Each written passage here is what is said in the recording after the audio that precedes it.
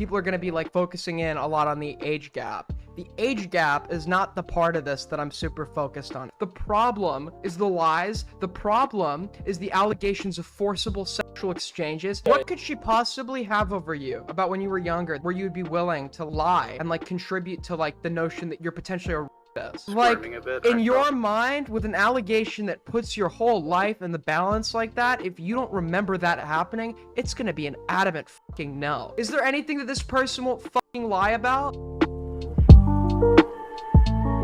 So, folks, we have a topic of great request, great suggestion to discuss. Cameron F3 something something. This guy is a rising star, okay? He got shouted out by Diorio, by H3H3 Productions. Essentially, he made a content cop kind of remake on IDubbz, right? Kind of calling him out. I didn't watch any of it. I'm not going to watch any of it because I'm very lazy. I do as little preparation for my streams as possible. And in this content cop, essentially my understanding is he brought some of the criticisms against IDubbz Ian that have kind of been reiterated by several people. He started to get popularity. Just as he's getting popularity and people think he's like essentially positioned himself to replace IDubbz, he's gonna continue the content cop series. Some allegations drop against him, being spearheaded by a guy called FPS Diesel. My understanding going into this, and I have seen a few things relating to this subject, but my understanding is that this Cameron guy, there were some allegations while he was 19 years of age, he was with a 16-year-old, and some potential like forceful sexual advances occurred, and he also has a history working with Yandere Dev. That's a guy whose name I've heard for a very long time. I gained like a baseline understanding last night of like who he is. Apparently this Cameron guy was like his right-hand man and like a big defender of his. That's no longer the case. But yeah, we're going to check out these allegations. We're going to figure out what's going on and see if there's any merit to some of the claims that are here being made against him. So let's get into that. A year ago, I released a video titled The Fall of Yandere Dev, and that cataloged over 3 hours the grooming allegations regarding Yandere Dev, a disgraced game developer. The video would consume roughly 5 months of my life as I unraveled this ludicrous conspiracy of internet morons. For the uninitiated, the pitch starts like this. Yandere Dev, aka Alex Mahan, was starting a romantic relationship with someone who was 16 going on 17, Alex being 35 to 36 over the course of the story. This was horrific to find out, but it got even worse than that as everybody in this story was fumbling something. Everybody had their hand in the cookie jar. It was a fumble of epic proportions I have not ever seen since. So the problem with this is, as well, you have, I've said this before, I'm reiterating it again for like the 18th time, I can't be bothered to like go into the lore of like your major lolcows because there is just so much lore behind these people. I mean, FPS Diesel said it himself. It took him like 5 months to cover this, consume 5 months of his life. I just could not be bothered or have the patience to dedicate like 5 months of my life to like figuring out the inner workings of drama relating to your like people like Yandere Dev or Chris Chan, because it's just like you have like 800-part series on these people. I don't think we need like too big of an understanding of him though to assess the allegations that are being made against Cameron F305. One of the people that was involved with this was a person by the name of Cameron F305, who many of you may have seen recently in a recent explosive video aping the content cop that he showed me right before it came out. So what happened in this ridiculous story? Why does it matter? And what happened since then, since some new stuff has happened? Let's save everyone that 3-hour video that I posted and give you the TLDW. Thank you. He did this for people like me. Thank you so much. So based, because now I don't need to go and pull up the 800 layers of context. Very based. And find out where these people are now. Join me as we uncover the aftermath of Yandere Dev. It's crazy. So you're you know what? Me she told you that? But, Allie, you lied to me. Understand that, and I do apologize for that. Saw a little bit more than I should have seen. Okay, timidly, pensively, and only like one time. There were 2 times I saw. There was only one time I Nice implied I intro wanted slide. to see it. The man of the hour is Dev, aka Alex. Dev, as I came to understand over the course of this ridiculous story, is a pathetic person. He's the archetypal incel, complete with poor opinions on sex and outburst of outrageous anger. For the uninitiated to his lore, it starts like this over 10 years ago. You see, a conversation bubbled up on 4chan's V, where a then much younger Yandere Dev discussed the idea of a social stealth game with others online. That conversation would bubble into a game that would never release. It would bubble into Yandere Simulator. You see, what a beautiful specimen of a man. What a beautiful specimen of a man we have right here. Just truly the alpha male. My only, like, whenever I think of this guy's name, I just remember, like, the cum chalice meme from, like, a few years ago, or whatever the fuck.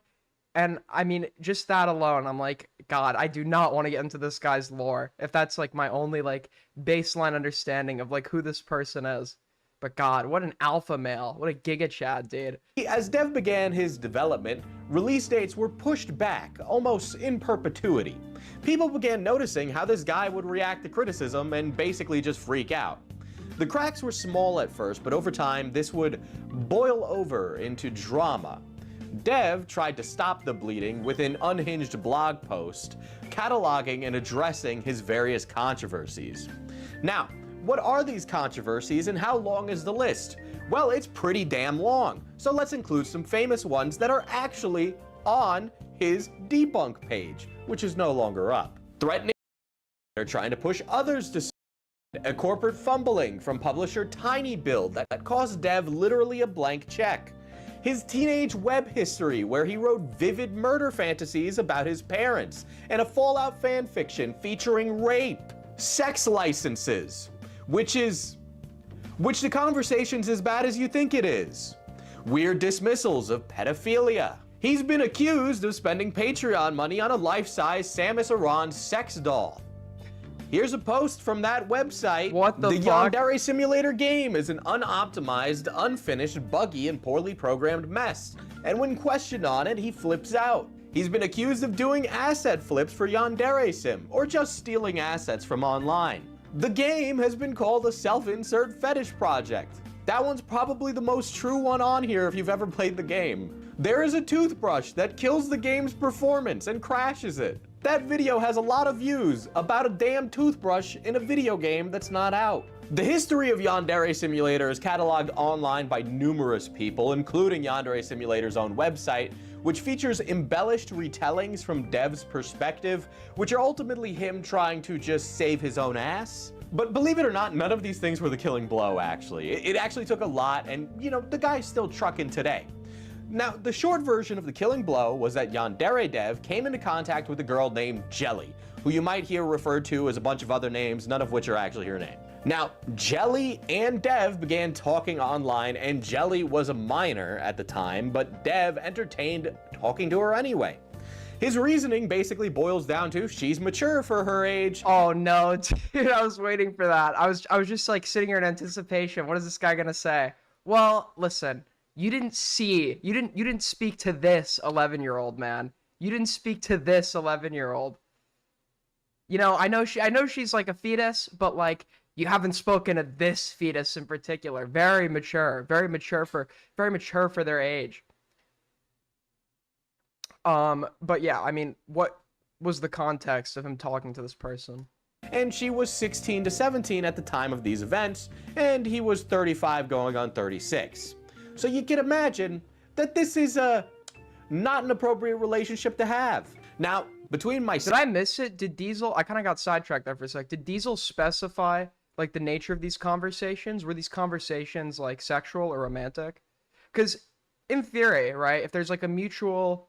I don't know, if you're, like, playing a game together or working on a project together, like, typically, if you're 35 years old, you should not be, like, talking to minors on the internet. It's just, like, a huge liability thing. But, like, there's nothing, like, inherently wrong with, like, talking. The thing is that talking romantic, sexual, or entertaining some sort of, like, inappropriate conversation. I'm assuming that that's what he meant. I might have, like, missed that part. He's gonna show it soon. Got it. Myself and various other people involved in the story, there are quite literally hours of calls between him and Jelly. You can find all these online. The files were released by another YouTuber in the story named Ali. So how did this whole pedophile thing start? right? For those of you unfamiliar with this drama, allow me to give you some clips of this cognito hazard. And of course, if you're watching this and you're a streamer or something, you've been warned. Get your hands on your hips. Well, yeah, I mean, like that's like my seriousness stance. Like I mean, Oh, you're you know? adorable.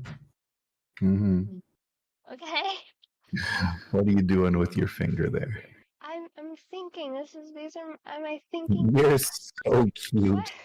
No, because like when you think and then your brain is working and you're I spoke too soon. I spoke too soon. What the? I spoke to. I'm like, okay, if you're like, I don't know, if you're like playing like a video game or like working on a project together, maybe like you could be like, you should avoid it. But if you're talking, it's not like a huge. Dude, I spoke way too soon. You're so what? pat. And she has her camera on, I'm assuming, because that's why this is either it's being blurred to obscure the identity, or she has her camera. Yeah. Pat. Now, I mentioned the large-scale leaker is Allie, and I'll explain who she is in a moment. But Allie was holding on to all of this and assuming that Jelly was the world's most innocent girl the entire time. And Jelly was most certainly not. She's a victim. Do my thinking. What is my thinking pose? What is my thinking? Very, very interesting. Very interesting. Dude, I need like a pipe. Indubitably. Cameras on? Yeah, that's what I was assuming. Yeah, that's totally 850%. Put this guy in a cage. Lock him up. Victim, but she also is one of the most deeply disturbed people in this entire story. Jelly has a long history of posting pictures of her body on 4chan as a minor. She participated in Discord servers that provided rules on how to blackmail for money, food, and games. She even tried to do that with Yandere Dev. Hell, the reality is she. And the unfortunate part is she's not like the first minor I've heard about online that does this. In theory, I have absolutely no issue with somebody like I hear a lot of cases of people that are like extorting, and it's like, do I really care about like the extortion in and of itself? Like on a surface level, no. But then when you realize, what you have to realize is these people are catching them, extorting them for money, but under the assumption that they're not like turning them in to authorities. And if they are turning them into authorities, a case could be made that like the evidence, et cetera, is being like provided by a bad faith actor, because these are people that are extorting them for money. And in my opinion, when you're doing like a pedo sting, the only good outcome is when you're getting this person in custody. Because if you're not impeding them from then going back out and like further like victimizing minors. So these like pedo extortion shit it just seems like a very like selfish kind of way to engage. You're not preventing typically further harm to minors, and you're just getting some money out of it. But like the other thing too is that this person herself is a minor, and she's literally like actively victimizing herself in these cases. She's seeking, yes, sure, she's seeking it out, but she's a minor. She can't consent. So even if she's going and seeking it out, right, she's still like engaging in self-victimization. And in my opinion, if you're running a server that's like teaching people how to go find and extort, and you know that you have minors in that server, you're just as bad as the, because you're like essentially sending them to go do that, to go victimize themselves. You're facilitating like potential further victimization. She probably did. She probably made off like gangbusters. Jelly is extremely antisocial in her behavior. She has practiced doing this, and Dev was not her first mark. Now, I should mention, Dev is the adult here, and he should be held accountable for his actions. Sure. Which is why, despite the deliberate, calculated, and malicious behavior of Jelly, the buck stops with Dev. Full stop. Jumping ahead a moment though, this whole thing I had never had access to was this footage that I'm going to show you next, of Dev admitting the heinous activity that had just been alluded to this entire time. And so, again, cognito hazard, unless you want to think about the cum chalice guy jerking off. Yeah, these conversations got out of control, and I should have stopped them, and I didn't. And, well, I wasn't going to mention that in the video. Yeah, okay, I saw a little bit more than I should have seen. Okay, timidly, pensively, and only like one time. There were 2 times I saw. There was only one time I implied I wanted to see it. When she said the conversation got What did that mean? Well, she said to me, hey, I'm really, do you mind if, and I said, okay. And then she just started. She was just moaning into the microphone, and then she finished like a minute later. She said it was my voice that did it for her. And another time, you know how like when you're having a conversation, it's just so easy to just give a reply without thinking, hey, wait a minute, this it's kind of inappropriate to say that to someone who's young. I didn't show her. She just said, how big is your? I said 8 inches. I never saved a single thing. So- Wait, hold on. I'm sorry. Someone was messaging. Hold on. I need to listen. Hold on. Hold on. I need to listen back to someone. There were 2 times I saw. There was only one time I implied I wanted to see it. When she said the conversation got sexual, what did that mean? Well, she said to me, hey, I'm really horny. Do you mind if I masturbate?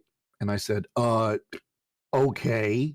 And then she just started. She was just moaning into the microphone, and then she finished like a minute later. She said it was my voice that did it for her. And another time, you know how like when you're Okay, you are 35 years old. Okay, even if she's the one making the offer, that's your burden to get the fuck out of that call. You shouldn't be in that call to begin with.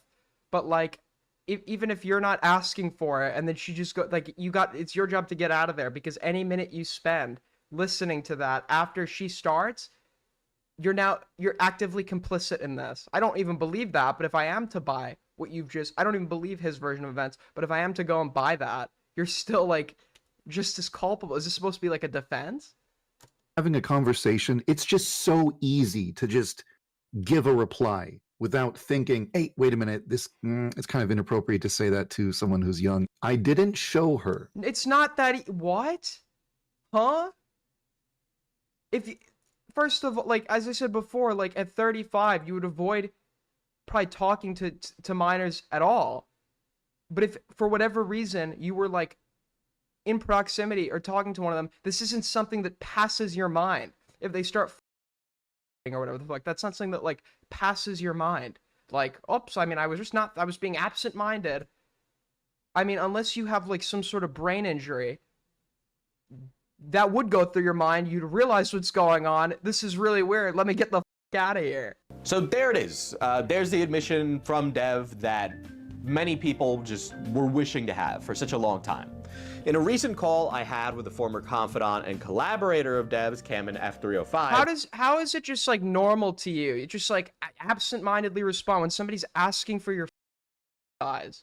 Like I feel like at that point you'd be, if you heard somebody in the call, there's no way you just don't think about that and that passes your mind. And then at that point, you'd be more than aware enough to pull yourself out. But if you haven't pulled yourself out of the call, when they ask you about your size, you don't just like absent-mindedly respond. It's not like a question like, how's the weather today? That's such a bizarre response, such an incriminating response. He revealed to me that these anonymous leaks were his. He provided them during a conversation he had with Reddit mods over a period of few days. Cameron is going to come back into this story in a little bit as well, but let's get through the rest of the characters in this story. So how'd all this stuff start? Well, it all starts with a simple expose video by a YouTuber called AidenMCC. She now goes by Ali's son, and she published a video on Yandere Dev. Basically, over the course of 40 minutes, she relayed the story of Jelly, a minor, and things were messy and not really what Ali was putting out there. The story was a lot more complicated than what Ali wanted it to be. Ali was gathering these recordings of Dev by collaborating with the minor victim Jelly. As in, calls would happen and occur, and Jelly would live react to Ali in a group chat, and then would share the calls with Ali, and Ali would give notes and encourage further prodding for the good of victims everywhere. What?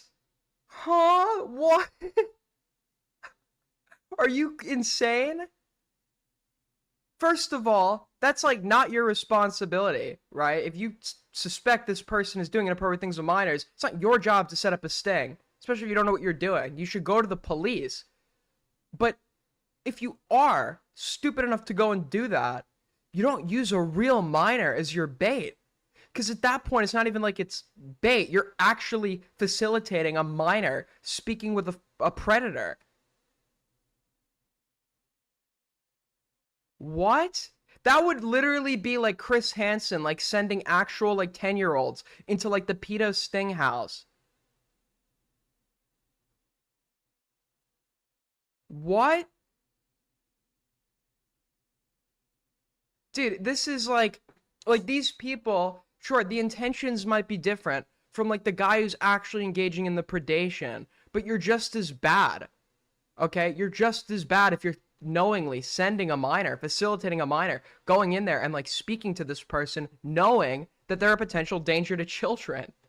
Yes, seriously. Allie held the insane contradictory position of Jelly, the minor, is a victim, but also is But let me participate in her potential further victimization. What the f is wrong with you? What is wrong with this person? Oh my god. You're insane. You're just as bad as the f***ing predator in this case. a minor who can't consent and has it in her power to stop Dev anyway, despite the fact that she can't consent and shouldn't be here anyway. So literally, this minor is the only person that can stop Yandere Dev? Okay, so I obviously don't know what specifically happened with the feds, but at the time I found out about all of this, myself and my team got in contact with somebody at the FBI, at a local FBI office to where Jelly is located. There were multiple personal correspondence over the time period of this happening, an agent working on the case. Things dried up, you know, we had it all. We had a personal direct line to them, email. Does the FBI? Okay, I'm not saying it's impossible. What Diesel's saying, you know, I don't dislike this guy. He's a good guy, but like I've heard people claim this before, and it was very dubious. I don't think the FBI, like on an active case, will like actively collaborate with like independent YouTubers. I could be off on that. Maybe there isn't an active case, but like maybe I don't know. To share information. It was serious, but I think, in my personal opinion, that this victims crusade that Allie was doing over this period of time is exactly why this case went nowhere. They were having a minor basically try to sting Operation a pedophile. The entire time this was going on, by the way, as I would grill Allie refused to listen to me or cooperate at every turn. I would repeatedly tell her that Jelly is more than she lets on. But this lady wouldn't listen to me and would continue to do whatever the hell she felt like, ultimately making the situation worse for everybody. All right. I'm going to drop the pretense here, right? Here's how it looks to me, right? To me, it kind of looks like you might have had an active hand in trying to entrap Yandere Dev using a real minor, right? I have a call that allegedly includes you, Krexa, and Jane, where Krexa is encouraging Jane to record these calls. AIDS gang represent, okay? Yo, thank you so much, G's for the $3. Did you see the cows on the highway? I did not. I'll go check that out later. Thank you so much. Trying to get entrapping material on him.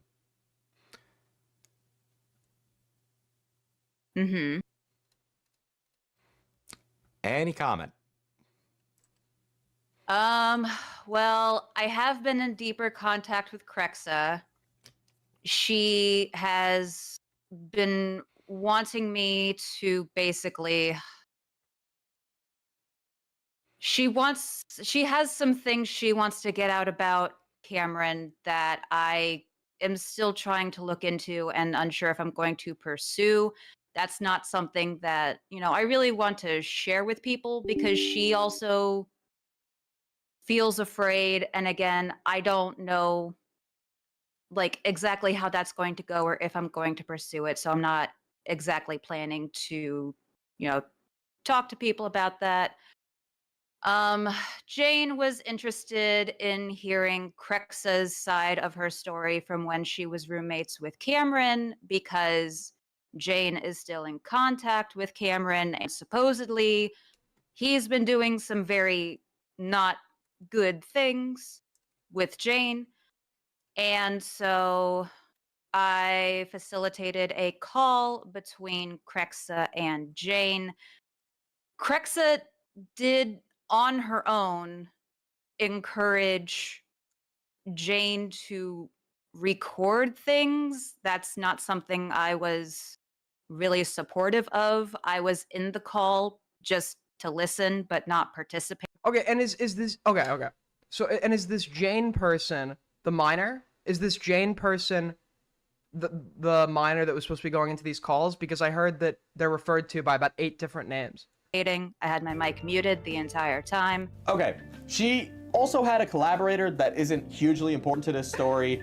Allie was working with a person by the name of Decepticami, who produced a series of TikToks on Yandere. Decepticami? Dude, what is going? Why is this such a weird like group of people? Decepticami. Okay, that's how your viewers look. Thank you. Yandere Dev, and participated in these group chats. Kami basically didn't like that I called him unimportant. And this is the end of talking about Decepticami. He's still unimportant. You see, one of the things that happened... Somebody with like half of... Dude, I'm gonna sound like libs of TikTok here, but you mean to tell me that somebody with like half of their hair being pink, wearing animal ears, called Decepticami is like a fucking narcissist that like crashes out when you say they're not important? Really? Who could have guessed? Who could have seen that one coming? Not me. Happened over this drama is that every glup shitto I came across wanted a chance to whet their sword. For the sake of brevity, I'm not going to include every single stupid tangent. The Reddit mods of r/Osana played a minimal role, but thank you for the $5, G's. As I'll explain, in all my talks with the people I also had talks with all those parties involved. Everybody involved in the story wanted to placate to a specific group, so as a result, the mods, myself, or anybody else looking into this basically got a different story depending on how good of a detective the people lying felt the person was. I'm just gonna be upfront. I'm presenting what I found. That's it. So if you like content like this, check me out on Patreon. Get exclusive access to the podcast. Yeah, folks, I mean, I've been dead airing this whole video. Go sub to well, I'm not gonna say that before I finish the video, actually, because like, what if he then goes, dude, what if like I go and endorse this guy, and then the end of the video is just like, he just starts playing like the Nazi German like anthem, and he's like talking about like the Great Replacement. Okay, so maybe I'll just wait till the end before I endorse the video, but it's seems good so far. I work on with the boys, or buy my coffee at Manipotion. Thank you for the $2, Billy. Coffee.com and get USDA organic fair trade coffee. We got tea as well, and I'm sure you'd like it because the people that Dude, how many fucking brands this guy have?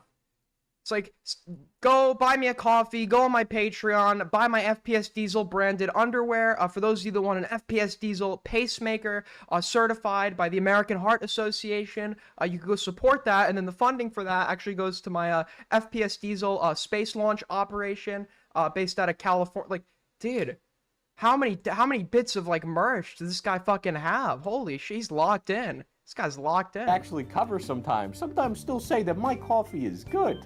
Even when I'm grilling them. I've had your coffee, by the way. Good shit. I did not know that. Okay. You did. Oh no. By the way, I actually was. I think that's Cameron, dude. Of the little clips I've heard, like he'll consistently try to like suck up to and like placate Diesel throughout like the length of their conversations, and that's such like a dude, your coffee was really good. It's just like, okay. That's like the worst response you get. That's so fucking awkward. Pretty impressed by. I'm like one of those guys that's in like to YouTuber products. Like I've tried the fucking quartering coffee. Thank you for the $10, Puddle Sucker. That shit was. Thank you for the $5. Geez. Here's what we're probably gonna do. Appreciate all the donations as always. I'm not gonna so I don't keep pausing. I'm probably not gonna read out your dono the second I get it, but I see it, and then like when we come to a good like pause, I'll then go through and like read out your donations. But it's all like very much appreciated. Thank you guys so much for the support recently. Make sure to like, make sure to sub, join the Discord, join the Reddit. Unfortunately, we don't have our own coffee brand yet or our own pacemaker, but that shit was like Chinese fucking bullshit. Okay, that like I actually was very impressed. I thought you were going to. I thought it was some drop shipping scheme. I'm not even gonna lie, and I wasn't gonna blame you for it because, like, hey man, I mean, we all gotta like hustle. But like, fuck, I was impressed. That's good shit, man. I mean, I didn't know I wanted an endorsement from Cameron, but you know, I'm glad I got it. Am I right? So this video is primarily about Cameron. So let's uncover and go over how this all unravels. In 2023, Cameron tweeted vaguely about Dev's allegations. As I said, a year ago, the tweets are gone. But I very quickly learned that this was a story that I needed to catalog everything in, so that would change very quickly. During our initial talks, Cameron basically brushed it off as false allegations. Dev had been on the receiving end of harassment the entirety of his lolcow status, and Cameron would become increasingly worried about this over time. But he was also never being fully honest with me because, well, he worked with Dev. Cameron did the music for Yandere Simulator, but Cameron's a lot more than that. Cameron was Yandere Dev's liaison to the outside internet, a young man who would, quote, look at things critically. He initially got me in contact with Dev a long time ago and vouched for me on our initial talks many years ago. Cameron would also be overly charitable and forgiving to Dev at every single situation. And here's the thing, okay? Here's the thing. My understanding is that, and I could be wrong, he might have been like 18 at this point in time. Me and Cameron are the same age. And my understanding is, at this point in time, he was a minor himself. So I'm going to be a minor himself when he was like playing defense for this guy. I could be off on that, but I'm going to be like a little bit charitable in that regard, like if he was like stupidly like or blindly supporting this guy. Yeah, I mean, it's like super cringe. Good criticism against him there, but that doesn't mean like I heard somebody say like with that in his history, he can't be the next content cop. That in isolation, we haven't gotten into the rest of the allegations yet, but that facet in isolation, I think, can be forgiven, moved on from. The problem is what else is there about this guy? In turn, anyone who's followed this drama, he's probably 17 to okay, yeah, that's I mean, still like very young. For a long time can tell you that Cameron was seen as the guy who would get in the trenches with people online and get his hands dirty for Dev. He would fight his battles for him. Make no qualms about it, the guy did a lot more than work for Yandere Dev. He was his closest friend and confidant. He's the reason I saw Yandere Dev's apology early, and Cameron was an active participant from day one in all of these grooming allegations. For example, in my initial calls with the involved parties, I would bring up Ali's evidence, and Cam would be present in these calls where I'm talking with Yandere Dev, Cameron, and myself. Cameron would occasionally chime in with his 2 cents, and occasionally he would even be critical, and I'll give him that. Other times he'd try and downplay what we were reading. And what I was reading out and showing to them is absolutely outrageous, so let me read some Snapchats between Dev and this minor he was grooming. Yandere Dev, I think about that sometimes. Yeah, and then even if we're not taking the statements we've heard this guy made, I've said there are contexts where like you could just be talking to a minor as an adult in like in a coworker context, etc., but having a minor added on Snapchat, like if we're not even taking the insane comments, if we just forget about those here for a sec, having a minor added on Snapchat as an adult is like, with the implications of Snapchat, is like super inappropriate. I think about sometimes 17 is 94.4% of 18. So therefore, being attracted to a 17-year-old girl is 94.4% okay. Why would you ever share a thought like that, right? But the other thing too is, it's not just like you're having like an attraction, right? You're acting on that. You know this person's a minor. You're acting on that. And you know they're 17. It's not like you like saw someone that looked indistinguishable from an 18-year-old and you're like, oh, this person's attractive, or whatever the you know this person's a minor, you're engaging with them, and you're acting on this attraction. 17 is 94.4% of 18, so therefore being attracted to a 17-year-old girl is 94.4% okay. Later into Yandere Dev says, quote, so really the only thing for me to get out of this are lewd pictures and videos to fap to, end quote. To which the minor, Jelly, responds, quote, which I'll provide you if you promise to keep it secret. Yandere Dev responds, oh, heart emoticon. I would keep it a secret. Heart emoticon. Oh my god. I will say. Lock this guy up, dude. Why is this guy... The fact that, like, the people that are handling this are trying to extort him and using, like, real fucking, are trying to extort him and using, like, real minors as bait, like, just destroys the potential for, like, a case. This guy needs to be locked up, bro.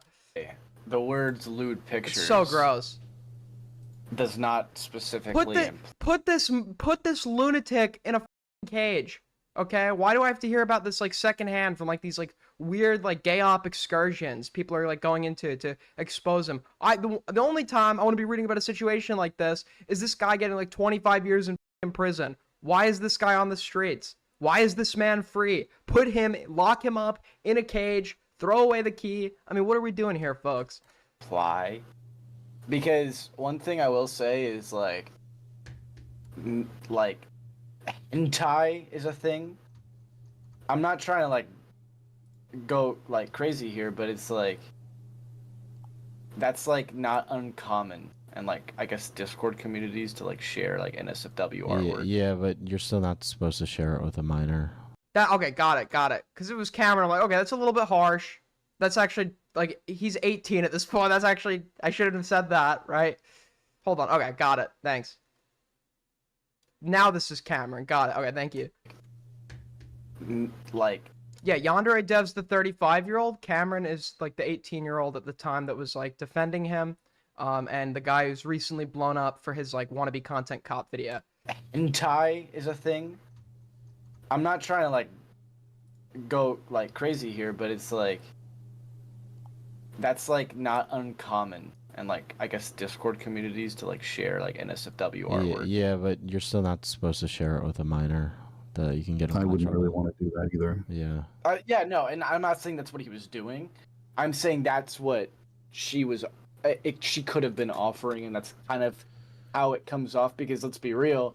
So this is Cameron trying to run defense for Yandere Dev. How old is he at this point in time? If the girl is 17 to 18 in the course of these conversations, then how old would Cameron be right now? Because if he himself is like very young, it's reasonable, or it wouldn't be like super far off to suggest he could have been manipulated as well. But I'm not buying that. I don't know why he's playing defense here, but like this is like really fucking cringe. Yeah, I mean I take it back. I didn't realize like how far he was playing for defense for this guy. It is very hard to like position yourself as like the new content cop when there's like clips of you like playing defense for this kind of shit. She was 15 to 16. Okay, got it. Yandere Dev was predating on him too. Well, he's 18 in this clip, right? But he could have also been manipulated or whatever the fuck. But yeah, this is just like a yikes for me. I hate saying that you're like running defense for this. You're out there sending like, I don't think you're commonly out there on the market sending and receiving and trading nude pictures with people there. I think you're working on a video game. So I guess I'm trying to understand your interpretation of that message. And that isn't even a clip, Chimp. I'll provide the calls for you all to go through. Wait, hold on. Is he saying that because they're working on a video game together, like the notion of them exchanging nudes is implausible? Is that what he's trying to say here? Is that actually like, did I just told there's no shot? Is that like, am I just misinterpreting this?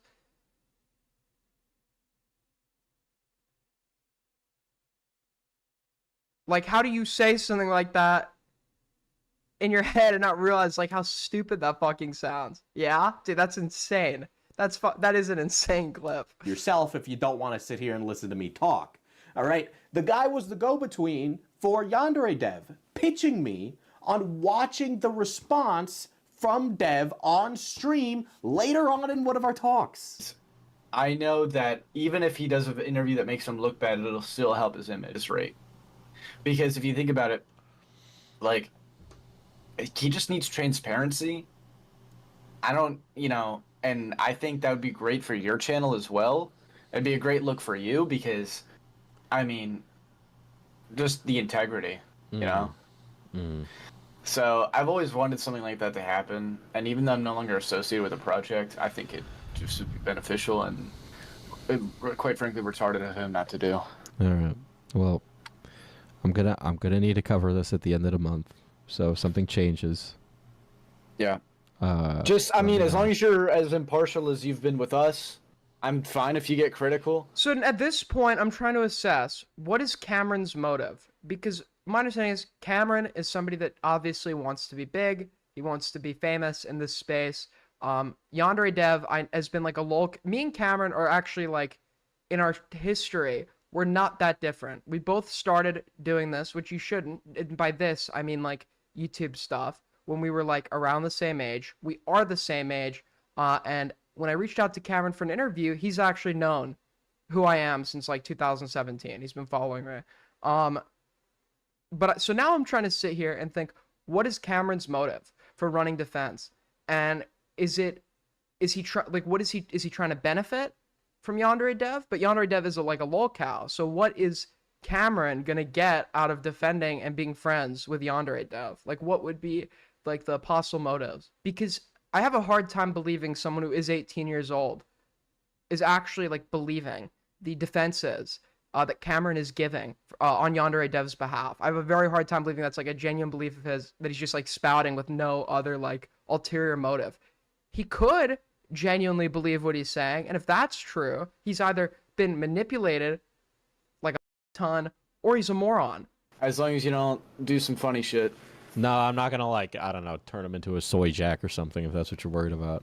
I mean, but I've been able to enjoy a couple of Yandere Dev memes after this. But I've enjoyed my Dota. Yeah, get the. Listen, there's literally hours of calls between Dev, Cameron, and myself. Admittedly, I played nice to get them to open up, but make no qualms about it, I am not a fan of any of these people. Right? There are hours of content here, and I have a huge doc linked below in case you're more of a reader. I just want the information to be out there, and I want to be transparent about what I did. I basically lied to get these people to open up to me. Yeah, I did. I lied to them to get them to be my friend. Whatever, I don't care. Yandere Dev is a piece of shit. Cameron was quite involved, and he would piecemeal information to me as he did his little detective work as well. And the information he would piecemeal to me did direct me at certain players in the story, in my opinion. I wouldn't be surprised if that was a deliberate piecemealing of information. Now, at the end of September, he had left the Yandere Simulator project, right? And he didn't hear about this CSAM stuff until early October from Dev. So he tells me these things about how bad and dangerous Jelly is at the time, though he may have known it earlier in September, right? It really depends, and it's hard to know what exactly happened in those calls that I wasn't present for. Either way, in early October, I was put on to finding out about how Jelly was involved in all of these honeypotting for blackmail money operations. The problem is now that I have to re-look at this information... All right, sorry, just a quick refresher. So Jelly is the miner. Jelly's the miner, not the streamer that was getting the miner to go and talk to Yandere Dev. Jelly's the miner. Especially with some new information that has come into my lap. Cameron even admits in a call with me that he was afraid to be honest with me because of the level of respect he places on me. Which doesn't help any of this whatsoever, because now I have to look at everything Cameron has sent me with a great... He sounds like a total like brown noser, bro. In like the clips I've heard of him talking to Diesel, it just constantly sounds like he's kissing his ass. I don't know why. I think it's maybe he's like worried Diesel's gonna like out something about him. I'm not sure. But like he's complimenting I like your coffee. Dude, it's crazy. Grain of salt, thinking about what are ulterior motives that this guy could have. Now, Cameron tells me in a recent call that when he had heard those CSAM and masturbation clips, that he had sent it to the police. But I really don't know if he's telling the truth. He needs to prove it because I did my work. Dev, Ali, Cameron, all of them gave different conflicting stories. Not once, not until after the dust has settled, does Cameron seem to have these outrageously incriminating clips of Dev. Not until he makes a ceasefire with the Reddit mods on r/Osana. Let me tell you how I look at this information coming out after everything, right? So either Cameron knowingly withheld this information till an opportune time presented itself, or he sent it to the cops once he learned about it, and then, regardless, still met up with the minor that was being groomed which would only complicate a federal case anyway, so it doesn't really help whether or not he sent it to the police because he was so involved. I'm jumping ahead a little bit. Yes, That's true. That's a good point. That's a good point, right? That's a big problem with like amateurs trying to bust pedos online. They don't understand like chain of custody. They don't understand like how evidence can be refuted in court. They don't know like what they're doing. And yeah, that is a good point. But just to be charitable to Cameron here, right? When you're like, he's still young. He might have legally been an adult at that point, but he is still young, and a lot of adults don't get this shit right. So, and he is an adult actually, but like he's like a super young adult. I'm not like gonna be like super hard on that point, right? I'm not gonna be like, wow, you were too personally involved in relation to the evidence you submitted. You don't understand like the nuance of like court cases and like investigations. I'll be charitable in that regard. Cameron met up with the minor, Jelly, in question. All of this suspicion, by the way, is compounded by Cameron having been an active participant in the Yandere Dev drama for about 5 years or so. Now, Cameron, as a teenager, was accused of doctoring screenshots in old dramas, running defense for Yandere Dev, sometimes regarding people who Dev threatened or bullied for their mental health. As a teenager, he'd insert himself in overly complicated pedophile dramas, not once, but twice. Once regarding a person called Sisef, who accused Dev of grooming her while Cameron ran defense in a video. Cameron's opinions on this have changed, though, from our conversations. He was also involved having conversations about Dr. Apis. This is another person that is just completely deplorable, right? But the way that Cameron works is if a position is completely untenable, Cameron will cave. But he'll sure as hell take the long way around to get there. Now, admittedly, he was a teenager when most of that stuff happened. Yeah, exactly, right? Like these things, like he was super young when this was going on. He could have just been like a stupid kid. I wasn't doing anything as bad as this when I was a kid, running defense for people like Yandere Dev, but I can see how somebody who's maybe like more ignorant could be like put into a position like that for various reasons. So I'm not going to be like super hard on the fact that when he was younger, he was running defense for this guy. But the problem is that this continues till adulthood, and frankly, in my opinion, it's a pattern. Okay, so withholding that would be the point you hammer him on, that he's continuing the behavior. The CSAM masturbation clip is bad enough. So his opinion changed, but this, well, let's just watch. It's not, there's more criticism to this Cameron guy that we're going to get into. I'm just trying to play, not devil's advocate, I'm trying to give him, like, there's certain points that I think he could be given a little bit of charity on. But there are other points that are like kind of more of a slam dunk. We'll get to those. So let's talk about him going to see Jelly the minor, because that doesn't make him sound any better either.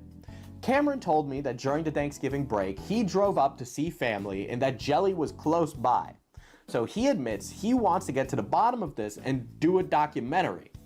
At the time, he knew of all of the extortion, the honeypotting, and the grooming.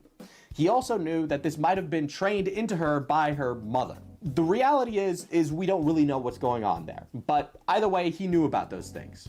He knew that Dev received things from Jelly, according to him, based on the timeline of when he would have had those CSAM and masturbation clips. And then, well, then he tells me this. Okay, so when you say it was kind of like a situationship fling thing, I understand it's personal, but what did you do with her exactly?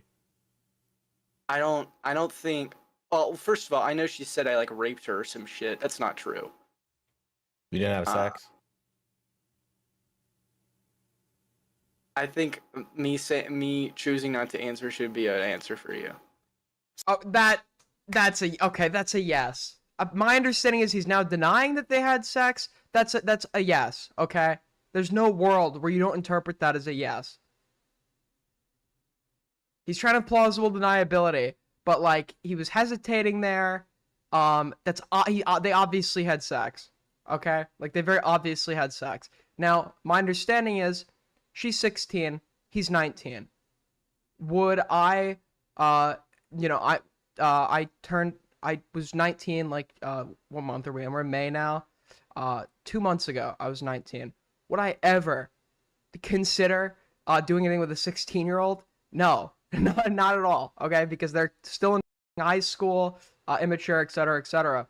But if there was another 19-year-old visiting with a 16-year-old, I don't think that they're a pedophile. It's just like it should be frowned upon and be like something you should look back on and cringe about. But I don't think you're a pedophile. The problem that we have here now is that there are allegations of rape, like forceful rape, involved, and that's the thing that I want to like focus on and get to the bottom of here. So that's a yes? Yes, we did. Uh-huh. Not that we didn't, when we first met, that didn't happen. The second time we met, it like kind of just, after like talking a shit ton, it kind of just went there. But we wanted to keep it private because we didn't want people thinking some weird shit between, like, that Alex had any involvement in it, because he didn't. Like, my interview with her was very anti-Alex. I can show you that. Now, that's what So he's meeting up with her. So he's running defense for Yandere Dev. Then he goes and meets up with the girl that was like the victim of Yandere Dev to interview her now that he's like anti-Yandere Dev. I feel like I feel like he was linking up with, it's a feeling, I have no proof of it. I feel like he was linking up with the intention of fuck if he ended up going there and fucking anyway. Right? That sounds like a excuse. He interviewed her about her grooming and then slept with her. Well, he didn't answer yes, but he essentially answered yes to like the notion that he slept with her. But we're now dealing with like allegations of rape. So he told me back when I was looking into this initially, right? Now, when we call recently, he adds on to tell me that he vented to her emotionally about topics he would not be discussing with a minor. He should not have been discussing the things that he was discussing with me with her. Now, I'd love to tell you what Cameron told this minor, but when Cameron told me about the thing, he said that he'd put a bullet in his head if I told the internet that thing. But I can certainly tell you, I wouldn't talk about it at a youth group. All right, Cameron just sent me a message. I'll make one comment while watching your stream. The time of these calls were before all information had surfaced. I wasn't entirely sure of Yandere Dev's guilt, and I was being manipulated and lied to. In regards to his defense of Yandere Dev, I can totally like believe that, right? I'm not going to be super hard on the fact that when he was young, he was running defense for Yandere Dev. That's not really what I'm interested in here, like at all. I'm interested in like the stuff with this girl and whether or not there was like potentially an act of rape. So I can believe that, right? I even said that before he messaged me that. But yeah, Cameron is apparently watching. I said to you before, if you'd like to come on, you're welcome to call in. I'm willing to be, if my coverage says anything, you know, I'm willing to hear you out, and I'm pretty neutral on this one. I'm not so far. Putting it out there, it's again kind of on Cameron, but it is bad. So over that time, you're bonding with her and you tell her, you know, this horrible thing happened to me. Yeah. Well, why did you tell her that? Just because you felt comfortable? Well, we were both... He was 17 to 18. You can absolutely be young and dumb at 17 to 18. Would I be like that? No. Right? No. I think that, like, sure, since I'm a little egotistical, I think I was, like, at 18, I had experienced, I had experiences, in life, and I had, like, I was a bit more, mature and cautious, I think, than, like, your average 18-year-old would be, but I can totally see somebody at 18 being like young and dumb and being manipulated by something like that, especially if you're like super terminally online or whatever. Both talking about, you know, these like situations because we had both just gotten out of that crazy situation, right? And then she was telling me about, you know, things that happened to her, and there was this one specific instance that I was like, damn, that's a hard relate. Mm-hmm. And she kind of pried a little bit, and it took a while, but then like we just got into a really emotional conversation. But yeah, it just kind of came out there. We were both venting to one another. So originally when I pressed Cameron on this, he tells me that they have sex, a heat of the moment thing, right? Yes, not only does he just meet up with the minor, he hooks up with her, okay? Why would you sleep with Anne, dude? Like, okay, I gotta be honest, I don't like how Diesel's wording this. He keeps emphasizing the minor. it's a less than 3-year age gap, or 3 years or less, I think, right? Maybe it's a little more than 3 years. Okay, it's about 3. We'll say 3 years, right?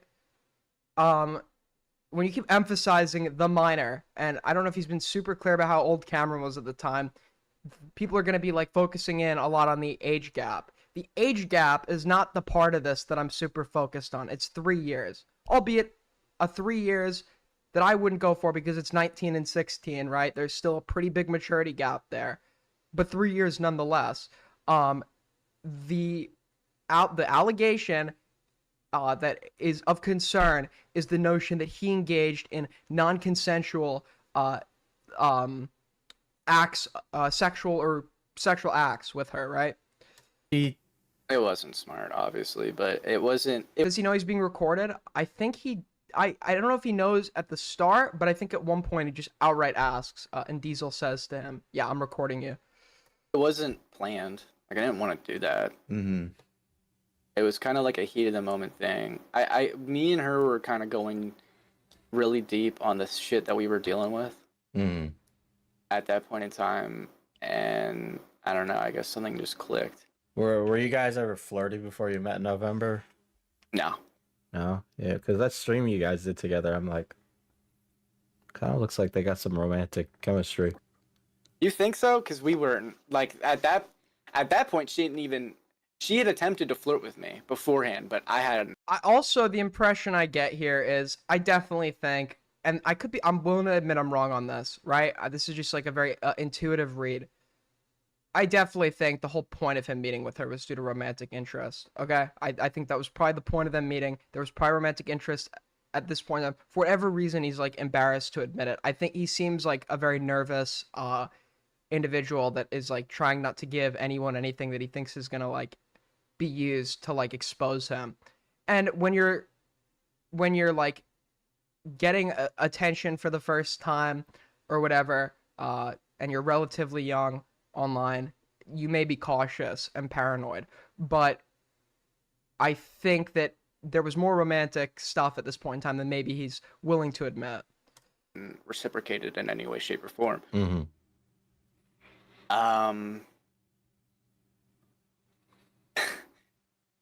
It was just like, it was nothing I was ever planning. I was pissed at her. She is funny to be around, though, and that's what I liked about her. I was definitely becoming a friend, a good friend of hers. So this heat of the moment passionate sex happens, and then, not but days later, Jelly accuses him of rape. Then she walks it back, and she lies some more, and lies, frankly, a lot. And to add even more complexity to this, right? It's a year later, and the... Yeah, also what I've gauged is this Jelly person is an incredibly unreliable narrator. But the thing to me that was like a red flag is a conversation I heard between the two of them with how Cameron was responding to certain questions being asked. I found that to be very, like, suspicious. It's not like a definitive factor of guilt. I just thought it was, like, a little suspicious. So even if she thought it was rape and then didn't think it was rape, or she was outright lying, that's not really what I'm going to use to assess how culpable he is. Because the way he responds to, like, statements of, like, objective fact that she made, like, I was hitting you or saying no or whatever, and, like, another recording were strange to me, right? We'll get into that recording, though, later on. IDubbz Content Cop is coming out, and Cameron calls me up, and he says, actually, Diesel, just so you know, I actually never had sex with her. I was being blackmailed to say that because if I didn't, she'd tell everyone my top secret thing. Yeah, this is what I get, right? He's nervous. He probably realizes that he's about to get, he's going into this. When you make a video like the one he made, you're going into it with the hope of getting traction, especially with all the discourse surrounding IDubbz. He probably thinks this is going to be a video that's going to blow up, and it did. And he's now doing, precautionary measures to make sure that, like, this stuff doesn't come out in the midst of his blow up that would, like, sabotage that or interfere with that. So he's kind of, like, doing some, like, nervous sweeping or, like, attempting to, you know, control that narrative. That I'd kill myself over. Anyway, here's the top secret thing with her. I was being blackmailed to say that because if I I actually never had sex with her. I was being blackmailed to say that because if I didn't, she'd tell everyone my top secret thing that I'd kill myself over. Anyway, here's the top secret thing I'd kill myself. That's the also huge red flag for me. Okay, so like the admission that they had sex, he's now claiming that they didn't. And apparently, the admission of sex was made, and the suspicious call I heard between the two of them, this was all made allegedly like under duress because he was being blackmailed with some sort of private, embarrassing information, right? But typically, when you're talking about blackmail, you're using that to get someone to do something for you that would involve maybe like money or there are other things you could blackmail people to do. But I don't understand like the point of blackmailing to get more blackmail. Like, hey, I'm going to release this embarrassing information about you unless you give me some embarrassing information about you to go release. Like, the fear of I don't know what she has on him, but like the fear of embarrassment over that information was apparently so significant that he was willing to embarrass him. I don't get it. It just doesn't really make a whole lot of sense for me. Over. I'm not going to tell you in detail, but please don't tell anyone because then I'll kill myself. Okay, so get this. You said you had sex with an underage grooming victim of your... Okay, Diesel, come on, man. Come on, bro. He's putting emphasis on certain words that are framing it like it's a pedophile-like thing. It's not, okay? If he's 19 and she's 16 and they fucked, just own it, okay? Just own it, but it's not like a pedophile thing. It's just like kind of cringe, okay? It's kind of cringe and frowned upon. But like an underage grooming victim, if there was a consensual act of sex between the two of them, and if I remember correctly, they're like legally that would have been okay in the state they were in, but that's not really, I'm more thinking about it morally. That wouldn't be like the huge deal here. The huge deal would be the allegation of rape.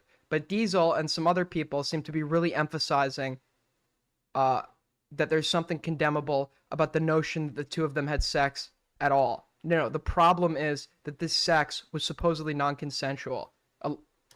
Former boss, so your family wouldn't hear about this deep, dark secret. Okay, all right. Which, by the way, if I was in the world's worst saw chamber and I'd had to choose between the grooming victim thing and the secret, I would rather the world know about my secrets than the grooming victim. And keep in mind, Diesel knows what the secret is. So Diesel can assess, like, how embarrassing it is. And that's what I'm saying, like this other potentially embarrassing information being out about you, like, why would you... How bad would the blackmail info be for you to be willing to embarrass yourself in this other scenario? And apparently Diesel doesn't think that the embarrassing info that got him to make this supposedly false admission is like that bad relative to the false admission in and of itself. Okay. Now, back when this originally happened, when Cameron told me that they had sex, not but a week later, Jelly says he raped me, and then being there accuses Cameron of things and instantly walks them back, right? It's going back and forth and the lies are flowing like a river. Then in the And that doesn't, by the way, that doesn't mean her story is like, she's relatively young, right? That just because she's recanting or whatever, she is an unreliable narrator. But it doesn't mean off the bat, I'm just gonna, her recanting it, I'm gonna say, okay, guess it never happened, or whatever. It's not that uncommon for people who were actually victimized in some way to go and recant what occurred. They doubt themselves, or there's like, or they feel guilty. There's like various reasons somebody might recant. So her recanting in and of itself is not like a, oh, case closed for me or whatever. I think you all know that, but I just thought I needed to like go and specify that. It's of being accused, Cameron comes to me and says, don't cover Jelly, as if that's at all possible. She's coming up in the video. There's no if, ands, or buts about it. There's no way. I'm gonna request you don't mention me and her with the honeypot stuff. I don't want anything I've ever sent you used about that. This is and what I think this is Cameron at this point in time is probably working on the content cop. He knows this is going to be like his big claim to fame or whatever the fuck, and he doesn't want this to be something that's going to be dug up, to be used against him, and potentially inhibit or his rise or embarrass him. So he is like desperately trying to get Diesel to not include his name because he thinks it's going to reflect, and it will, right? But he thinks it's going to reflect badly on him. So he's attempting to stop that from being covered. Which, to be honest, it's like a Streisand effect thing. It's just going to make it worse. I just, no matter what, because it's just, I don't think it's cool. You know, that's a crime, right? The honeypot stuff. I think they're talking about like the pedo extortion. Got it. Is an actual reasonable argument for why you wouldn't cover Jelly, right? Now, the reason I covered Jelly is because she played a role in everyone's story. She allegedly taught other minors to allegedly groom pedophiles, and frankly, the case was fumbled from the moment I got there, right? Allie inserting herself and coaching a minor, this minor lying to everybody and being really good at it. And there was just no way that I could tell this story without saying that, yes, there is this person named Jelly and she did these things and she's probably fucking crazy. Yeah, and you don't have any responsibility, like if you want to have any like integrity in your reporting, right? You don't have any responsibility to like omit this information when it's like super relevant to the story. I can understand from Cameron's perspective, somebody who's never really been big before, why he might be panicking and like asking for this. But yeah, like Diesel made the right call by not like omitting this information from the story itself. Easy. Now, Cameron also admits to having sex in Discord calls with me multiple times back when this happened. In fact, he also comes on stream with me and beats around the bush about this, playing coy as I'm reacting to his response and really not buying some of the things that he said in it. So maybe I'm being charitable here, but the argument is you're 19, she's 16. For some people, they say that's just, I know she's 17 now. Wouldn't you have sex with her? I'm not going to say whether or not. That's not the angle. The angle is that there's an allegation of a forced act of sex or kissing or whatever the fuck. There was an allegation that like for 5 minutes he was trying to kiss her or whatever while she was trying to push him off or say no. And then there was another allegation of like forcible sex that started out consensually and then she retracted the consent and he allegedly didn't stop. So we'll get into that. But Diesel and some other people are like so like mind fucked by the less than 3-year age gap that they're like focusing on that as if that's like the major problem here. That's not the major problem here. The major problem here is that there's potentially there's an allegation of forcible rape. Oh, really? Are you stupid? No, Cameron.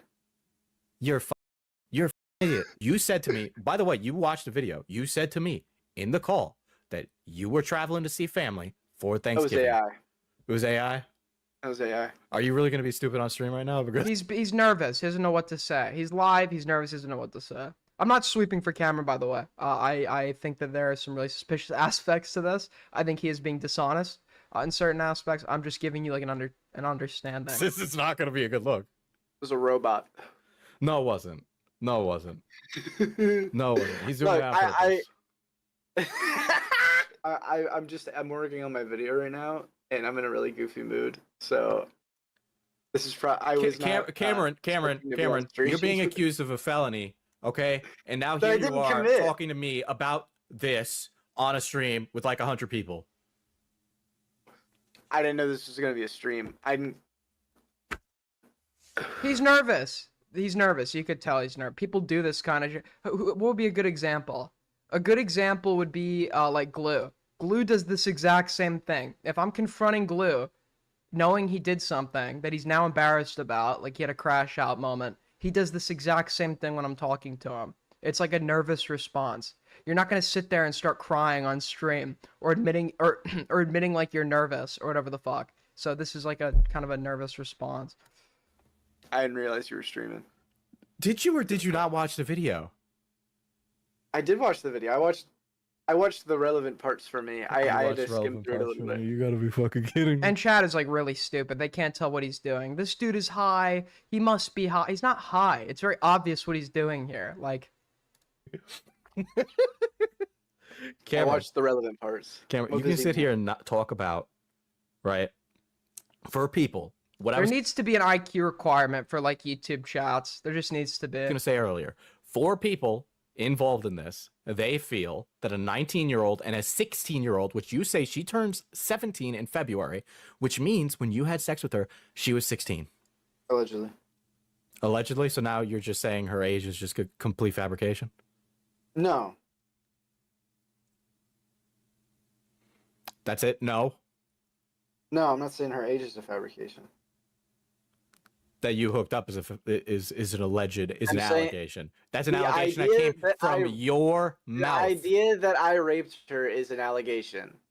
Yeah, it is an allegation. And that's that's the only allegation here that I care about. I've said that. I've already said. I don't need to reiterate it. So the response video from Cameron is a lot of things. The response video is a response to all the drama, which he's taken down, by the way. He avoids addressing this whole allegation of them hooking up, right? Does anybody have this response video? Is it archived anywhere? Instead, discussing the non-allegations surrounding it. You know, things like, hey, did we have sex to Big Dick Randy? Did I have sex to you while listening to Big Dick Randy? We did not have sex while listening to Big Dick Randy. Okay, and Wait, you gotta understand. Huh? Hold on. I was messaging somebody. Wait. What? You can send me an archive? Okay, do that. Who is Big Dick? We've got another addition to the story, ladies and gentlemen. Big Dick Randy has entered the ring. You know, things like, hey, did we have sex to Big Dick Randy? Did I have sex to you while listening to Big Dick Randy? What? We did not have sex while listening to Big Dick Randy. Okay. And she sounds, but just to clarify, she sounds like she's f***ing being held hostage. She sounds like there's a gun to her head. That is like the least convincing like statement I've ever heard in my life. We did not have sex to Big Dick Randy. Like, what? Dude, she sounds like she's actually being held hostage. I don't believe that at all. And you gotta understand here, right? In every private conversation Jelly and Cameron have that I have access to, they discuss whether or not their sexual encounter is consensual. They never discuss whether the event happened at all. In these private... The event happened, okay? They had sex. He's fucking it up for himself. He should literally, if he didn't do this, like, he should just own that they had sex. Okay, I think he's nervous because he thinks the age gap, they're gonna call him a pedophile. And to be honest, some people are emphasizing that position, but you need to fall on that sword. You two clearly had sex. Okay? You very obviously had sex. Own that. If you then want to go and refute the notion of rape, that's fine. But you two fucked. Like, let's be like totally for real here. The conversations where it's just them, they both clearly... Apparently he visited her twice, by the way, but the timeline is totally unclear. Got it. Pre-agree that a sexual encounter happened. In a group chat between Liaison Cameron, Jelly, myself... Just to clarify, because people are misunderstanding, Diesel stated that it's not the age of consent discourse, it's the fact that he was begging Diesel to remove... Okay, well, Diesel probably should have been a bit more clear about that. There's, like, certain word... It's a good video. It's a good video. It's a kind of a... I'm like nitpicking a little bit, but it is like overall a good video. There's just points or wording that Diesel's using or emphasizing and could be totally unintentional that would make me think that he takes issue like specifically with the age gap. Self in my head, researcher. He's obfuscated and flip-flop like crazy. Yeah, because he's panicking. Yeah, he's panicking. It is either a case, in my opinion, they definitely had sex. Okay, I'm willing to risk a lawsuit over that. I will bet everything I have that the two of them were fucking, okay? That's whatever. But he is blowing up. He really wants this. He's been online as long as I have. This is something you dream about your whole life, and it's the opportunity of a lifetime. And he's now really nervous. It's about to all be fucking... It's about to get blown up, right? He's panicking, and he probably thinks, in his mind, either he really did rape her, and now he's just trying to obfuscate or lie to make that less plausible.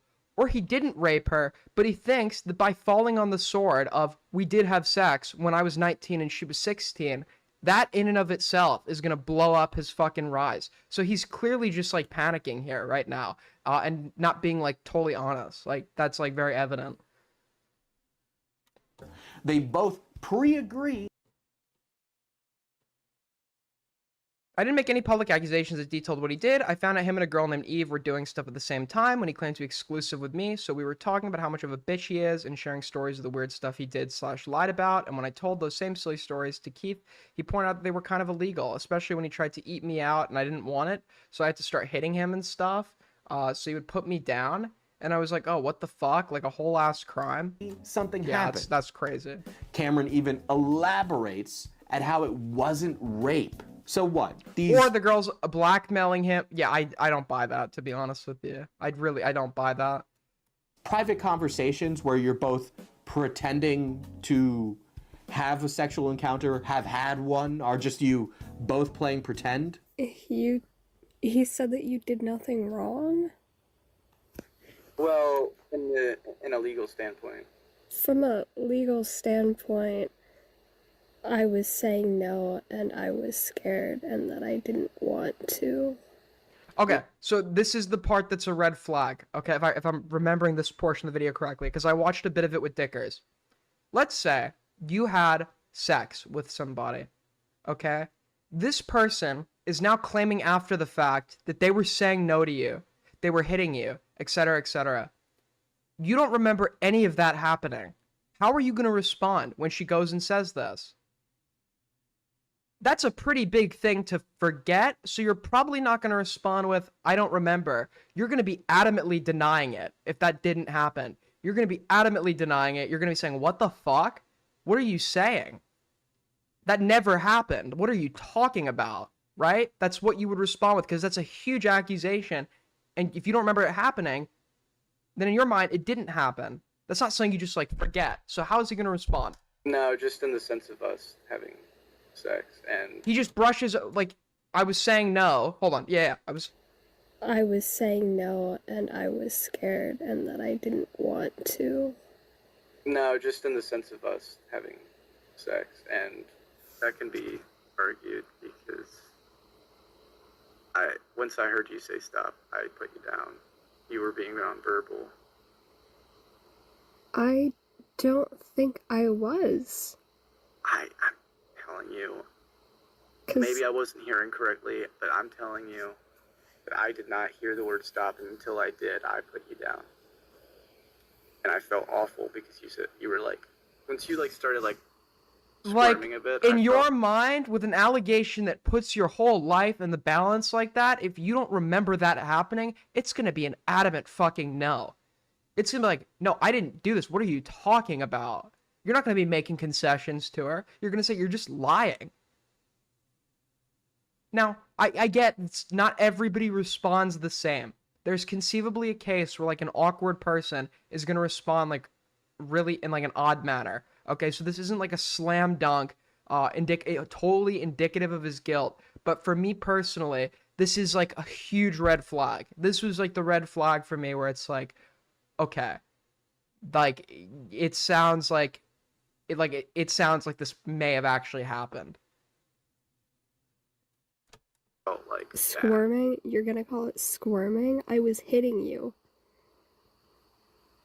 Were you? What is a were you? It's no, you fucking weren't. What are you talking? You don't forget a girl hitting you while you're trying to fuck her. You don't. That's something you forget. It either happened or it didn't. It either happened or it didn't. Were you? Huh. I don't remember that. I don't particularly remember you screaming no and hitting me. I don't particularly remember that. Like, am I off base? Is that not like a huge red flag for how you respond to like an allegation like that? Once again, it's not definitive. It's not a slam dunk. But like, for me, that's like a huge fucking red flag. I don't know. I mean, that's like a crazy way to respond to an insinuation like that, or a statement like that. What the fuck?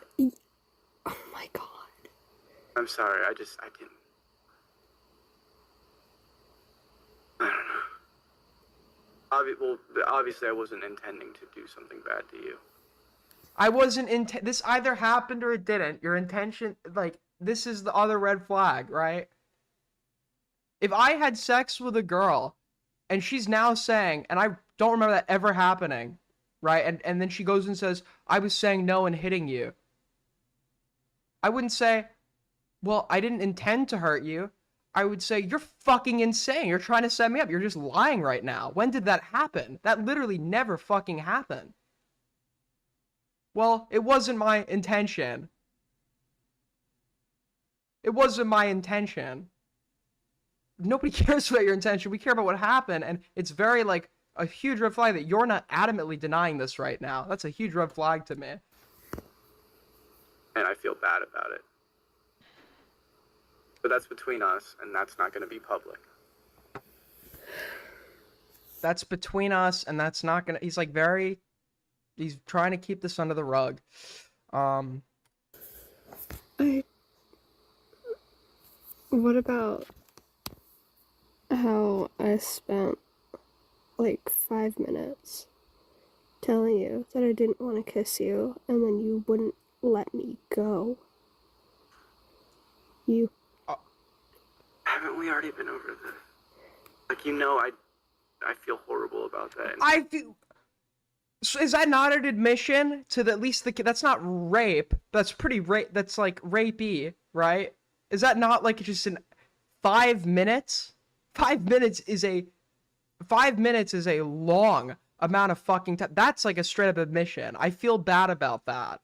There's no denial. It's a I feel bad about that. That's an admission that for 5 minutes you tried to kiss her while she was... That's an admission, okay? That's different than like the other claim, right?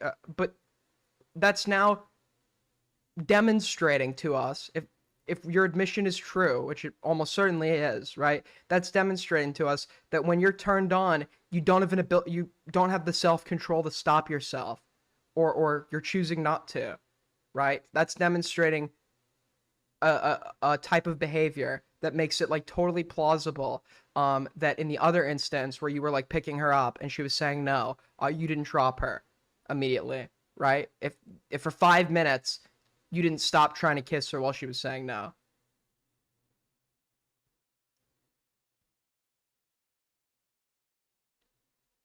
Bro's admitting they're something to feel bad about. She just said, you tried to kiss me for 5 minutes while I was saying no, or pushing you off. I forget her wording. He didn't say no. He said, I feel bad about that. There's no denial of that narrative. That is an admission. That's like an admission. It was only because I wanted to spend more time with you. I wasn't trying to force you to do something. Diorio in chat, what's up, buddy? I should have just addressed this really quick. You guys aren't gonna like it, okay? People trying to like use this example as like a own on fucking... Listen, I have no problem with my airing out my contentions with Diorio on certain things, but like people that are trying to use this case as like an own on like Diorio or anyone that like promoted this kid is like really fucking stupid. I'm sorry. It's like a super like bad faith thing to like try to hammer in. But you can't just act like you didn't do anything wrong.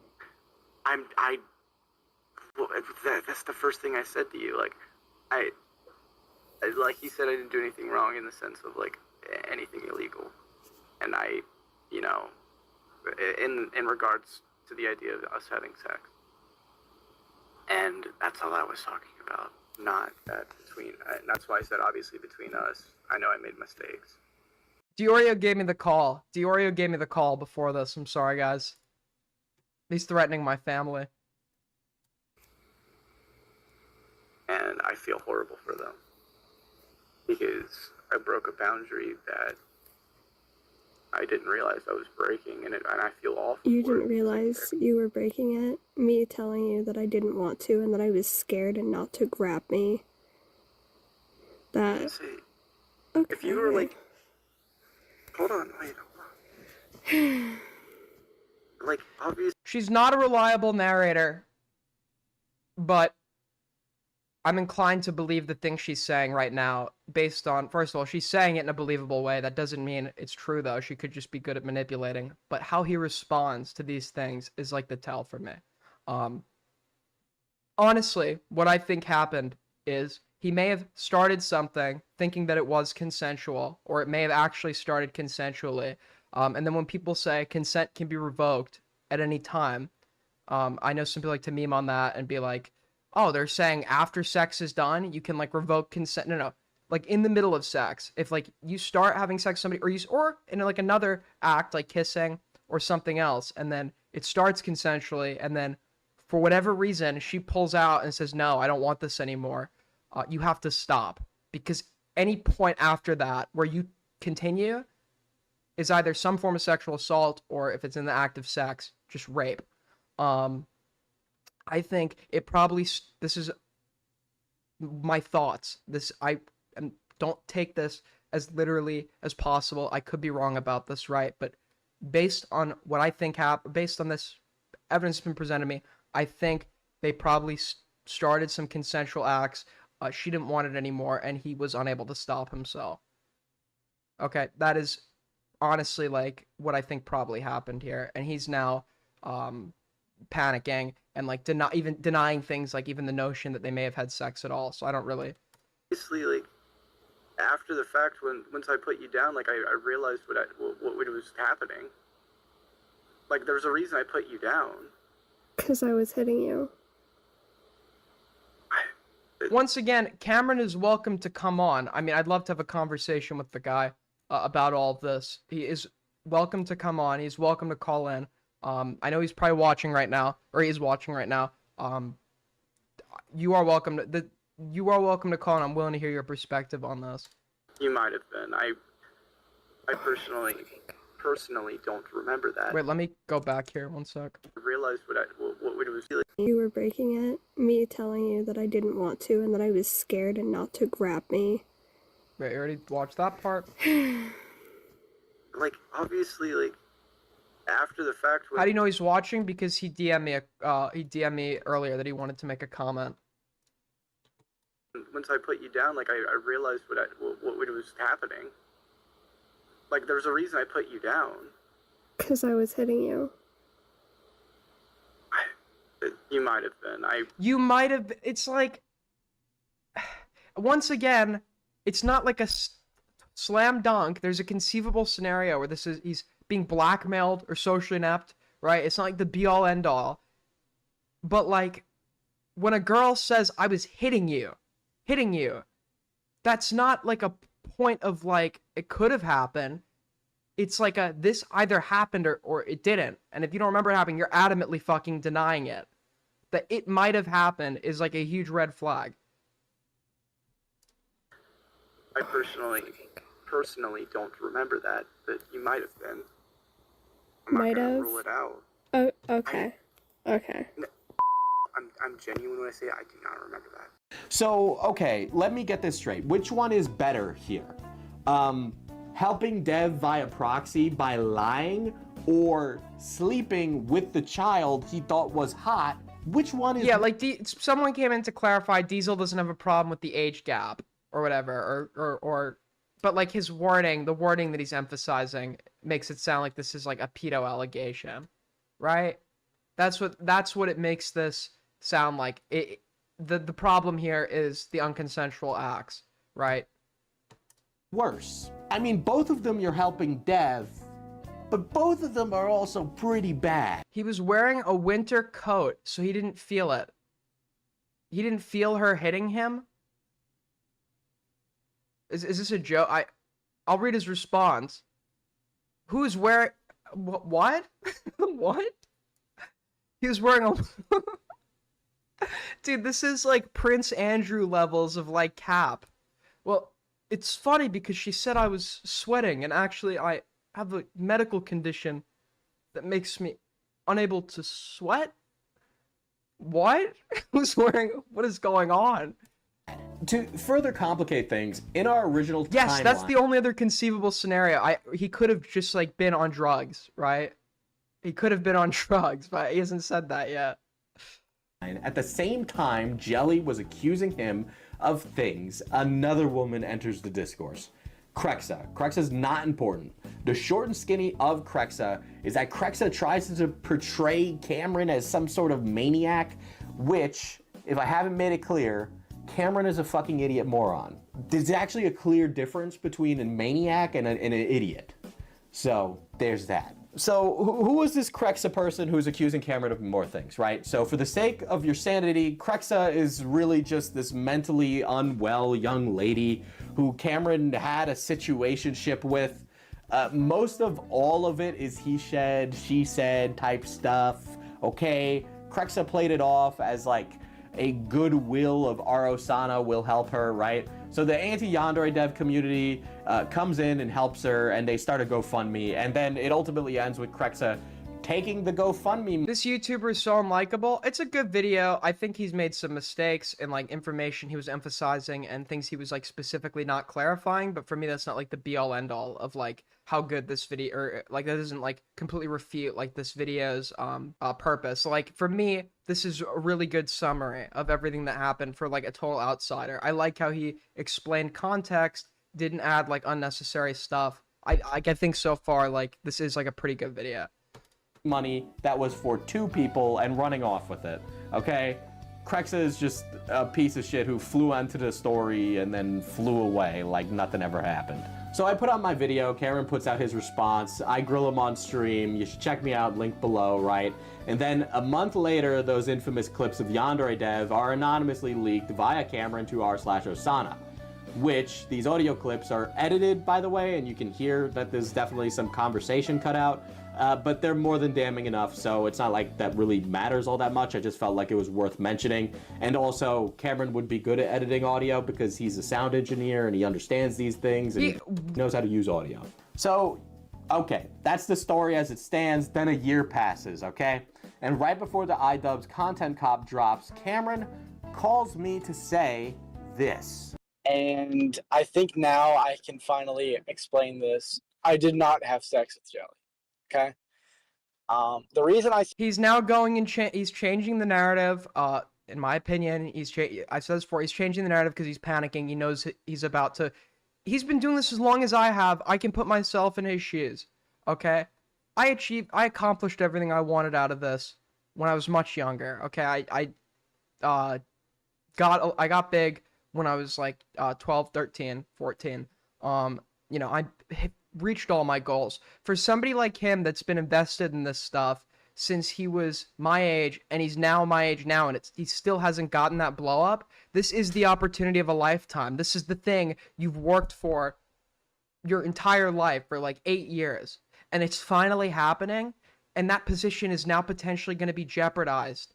That position is going to potentially be jeopardized by this shit that's coming out about you. So he's panicking and actively attempting to change the narrative in a way that he thinks is going to like be favorable to him. He probably thinks that it's not even the rape allegation that's going to be like the big problem. The idea that they had sex at all, people are going to call him out over the age gap, he thinks, and now he's just trying to refute the notion they had sex at all. Said that. The reason I was pressured into saying that was because she had blackmailed over me over something that happened to me when I was younger, and I didn't want it out, and she was trying to force me into this weird thing. It doesn't matter now. I don't care anymore. Because what could she possibly have over you about when you were younger that would be like, where you would be willing to like lie and like contribute to like the notion that you're potentially a rapist?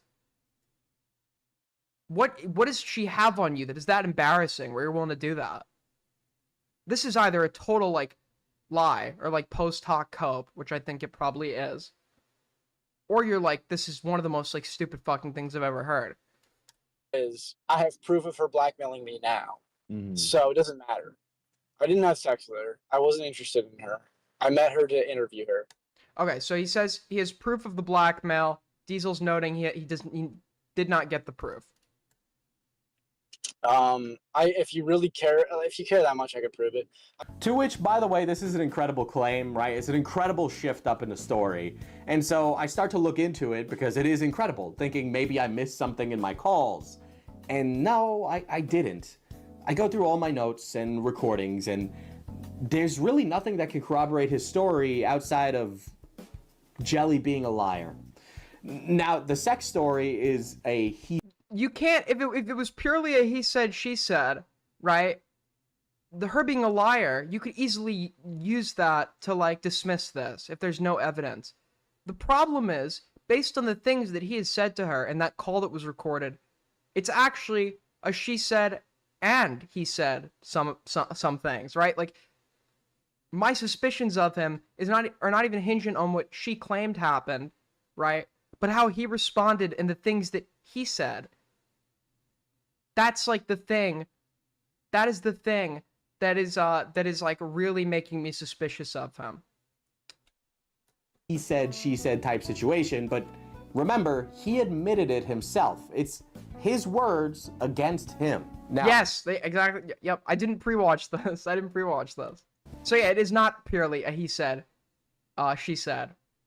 Cameron expressed to me he wanted to come back to commentary because he had a fondness for the genre, okay? We've talked about commentary a lot. He follows drama. It's unsurprising that posts from when he was with He does. He knows, like, fringe people that I know. He's known about me since 2017. He is, like, he is honest about that. He has been watching all these guys. Have started to go But that probably means he's watched so many people have falls over the years that, like, that's probably contributing to, like, the panic he's having. Since I started looking. My video does make him look bad, by the way, by fault of his own actions. I'm not surprised that he wants this video gone. It's a bad look. It's a bad look for somebody wanting to get into commentary to have this kind of thing dangling over you. This puts you in the impossible to defend position of the following. So Cameron had damning clips of Dev either sat on his computer until it was relevant, or us just having to trust you when you've lied in the past and say that you've sent those clips where they needed to go when you got them. I mean, you should be able to prove this really easily via an email correspondence that you had with the department. But is that the case? I don't know. We'll just wait and see. I'm sure you'll provide it after I put this out. But that's not really the most impossible I don't think as far as I understand, he actually never provided it. To defend position, assuming you've actually done it. The more impossible to defend position is this. This whole I lied saying I had sex with the grooming victim of Yandere Dev, complicating the story and helping Dev via proxy, or I did have sex with a minor, complicating the story by helping Dev via proxy and implicating myself. I wouldn't want to be in that position to defend myself. It's kind of really fucking difficult. Listen, I did my work on this story, okay? That video is 3 hours long. I spent months of my life on it. I did my work. I talked to everyone for months, okay? At this rate, it's on you to find these things, not me. And so and apparently he still hasn't found it. So it's not looking good for him so far. You know, I've given my take on what I think is going on here. It seems like pretty apparent. Once again, I could be off on it. But yeah, the way he's responded, it's not a good look. But today he actually issued like a formal response, and we also have one of the videos that he took down initially addressing these allegations. So hopefully that's going to like provide us with some further context. He said that you did nothing wrong? Well, in a legal standpoint. From a legal standpoint, I was saying no, and I was Alright, we already heard scared. this one, right? Yeah, we already heard that one. Cameron admits to flashing Anne/Jelly. What do you mean tell you the truth? That you flashed her? It's not what... It's not what the fuck happened. It's not what the fuck happened. Okay, what happened then? Showed her my underwear. It was funny. She was asking about it. It wasn't like that, and I'm fucking tired of it. It wasn't like that. It wasn't fucking like that. I was trying to clear that up, and it wasn't the pressure. I was just trying to fucking clear that up, and I'm sorry. I shouldn't have asked about it. The only reason I asked about it is because of the conversation we had earlier. I just wanted to clear it up. I'm sorry. I didn't want you thinking weird shit about me because it's not fucking true. It's not who the fuck I am. Specifically perfectly fucking avoided that shit because of that fucking reason. I didn't fucking like her like that. And I'm tired of fucking people saying that shit because it's not fucking true. I didn't like her like that? Wait. He's admitting to showing her his underwear because he thought it was fun. What is going on? What the fuck is going on?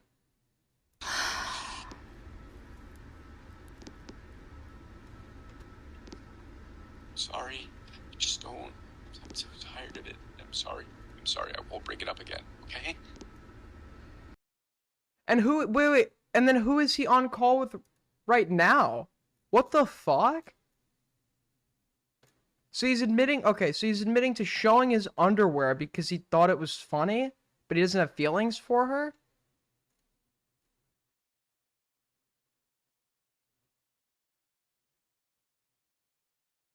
And I'm not sure why Cameron is claiming he saw me down there.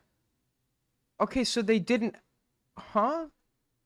He's trying to visit me again. Okay, so my understanding is, should we just read this fucking document? Should we just read? I think we need to read this. I'm missing a lot of important stuff. I think we need to read this. Or skim through it at least. I feel like I'm missing a lot. Okay. So,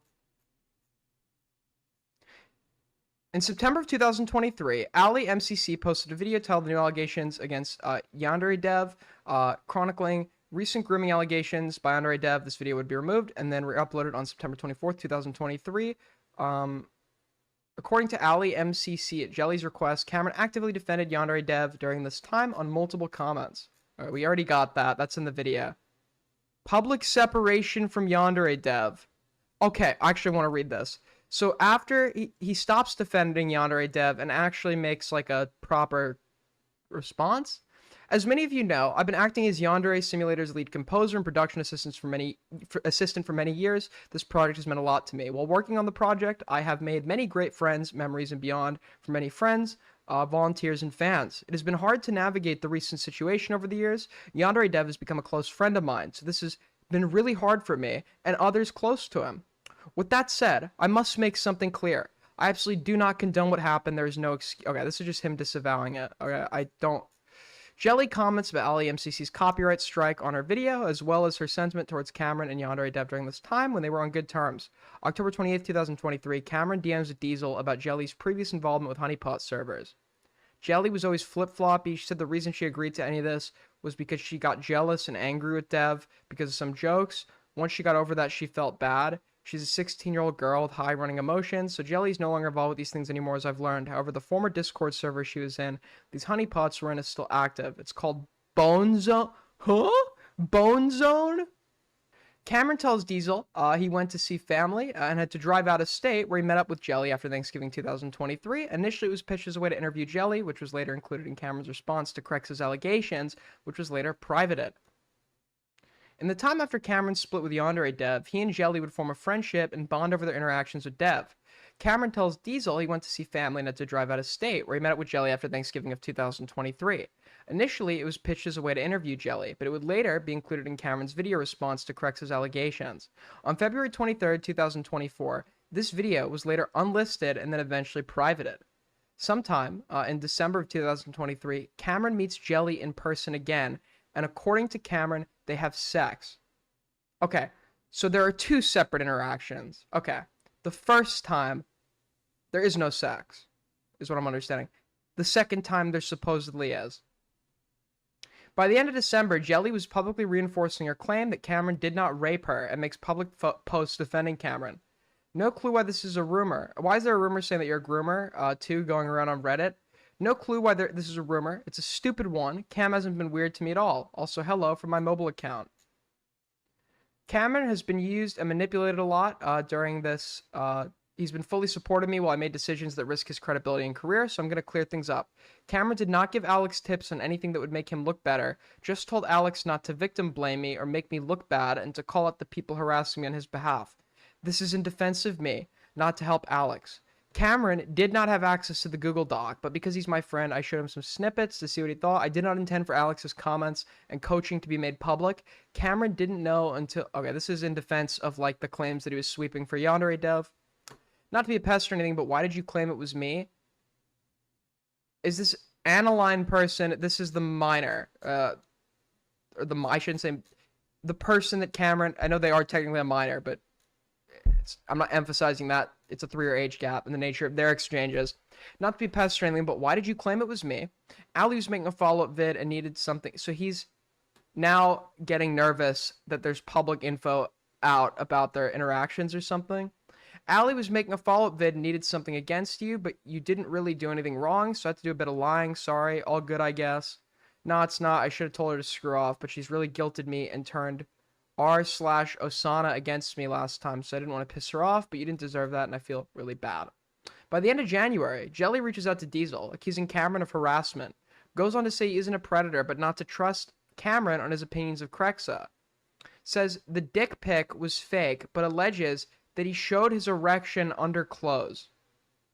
Okay, and then that's the clip where he's crying, saying he didn't flash her, but he showed her his underwear because he thought it was funny. And I'm assuming that that's what the boner under his like underwear is related to. There was no feelings involved. Yeah, I don't believe that for a second, right? If you showed her your fucking boner under your underwear, there's obviously a sexual motive to that. Did you like his apology? I thought he did a pretty good job. I told him to wear a hat. Hey, I had a bit of a falling out with Cameron. Resentment has been building for a while, but since he forced me to kiss him, it isn't sexual assault or anything, but he tried to do a lot to me that Krexa claims he did to her. I'm starting to believe her. He made me think I was overreacting the way he did with... Yeah, he seems to be, like, if he wanted to, right? He seems to be, like, somebody that's, like, very controlling over, like, the statements and information that Anne's gonna reveal. In the call, he's telling her what not to say. He's getting kind of mad that his name was mentioned. Like, there is, like, while they were on good terms, it's, like, probably fair to say he was having some influence over her, like, public statements. So if she's, like, sweeping for him or batting for him initially and then, like, changes her mind, that doesn't mean that she's lying about what happened here.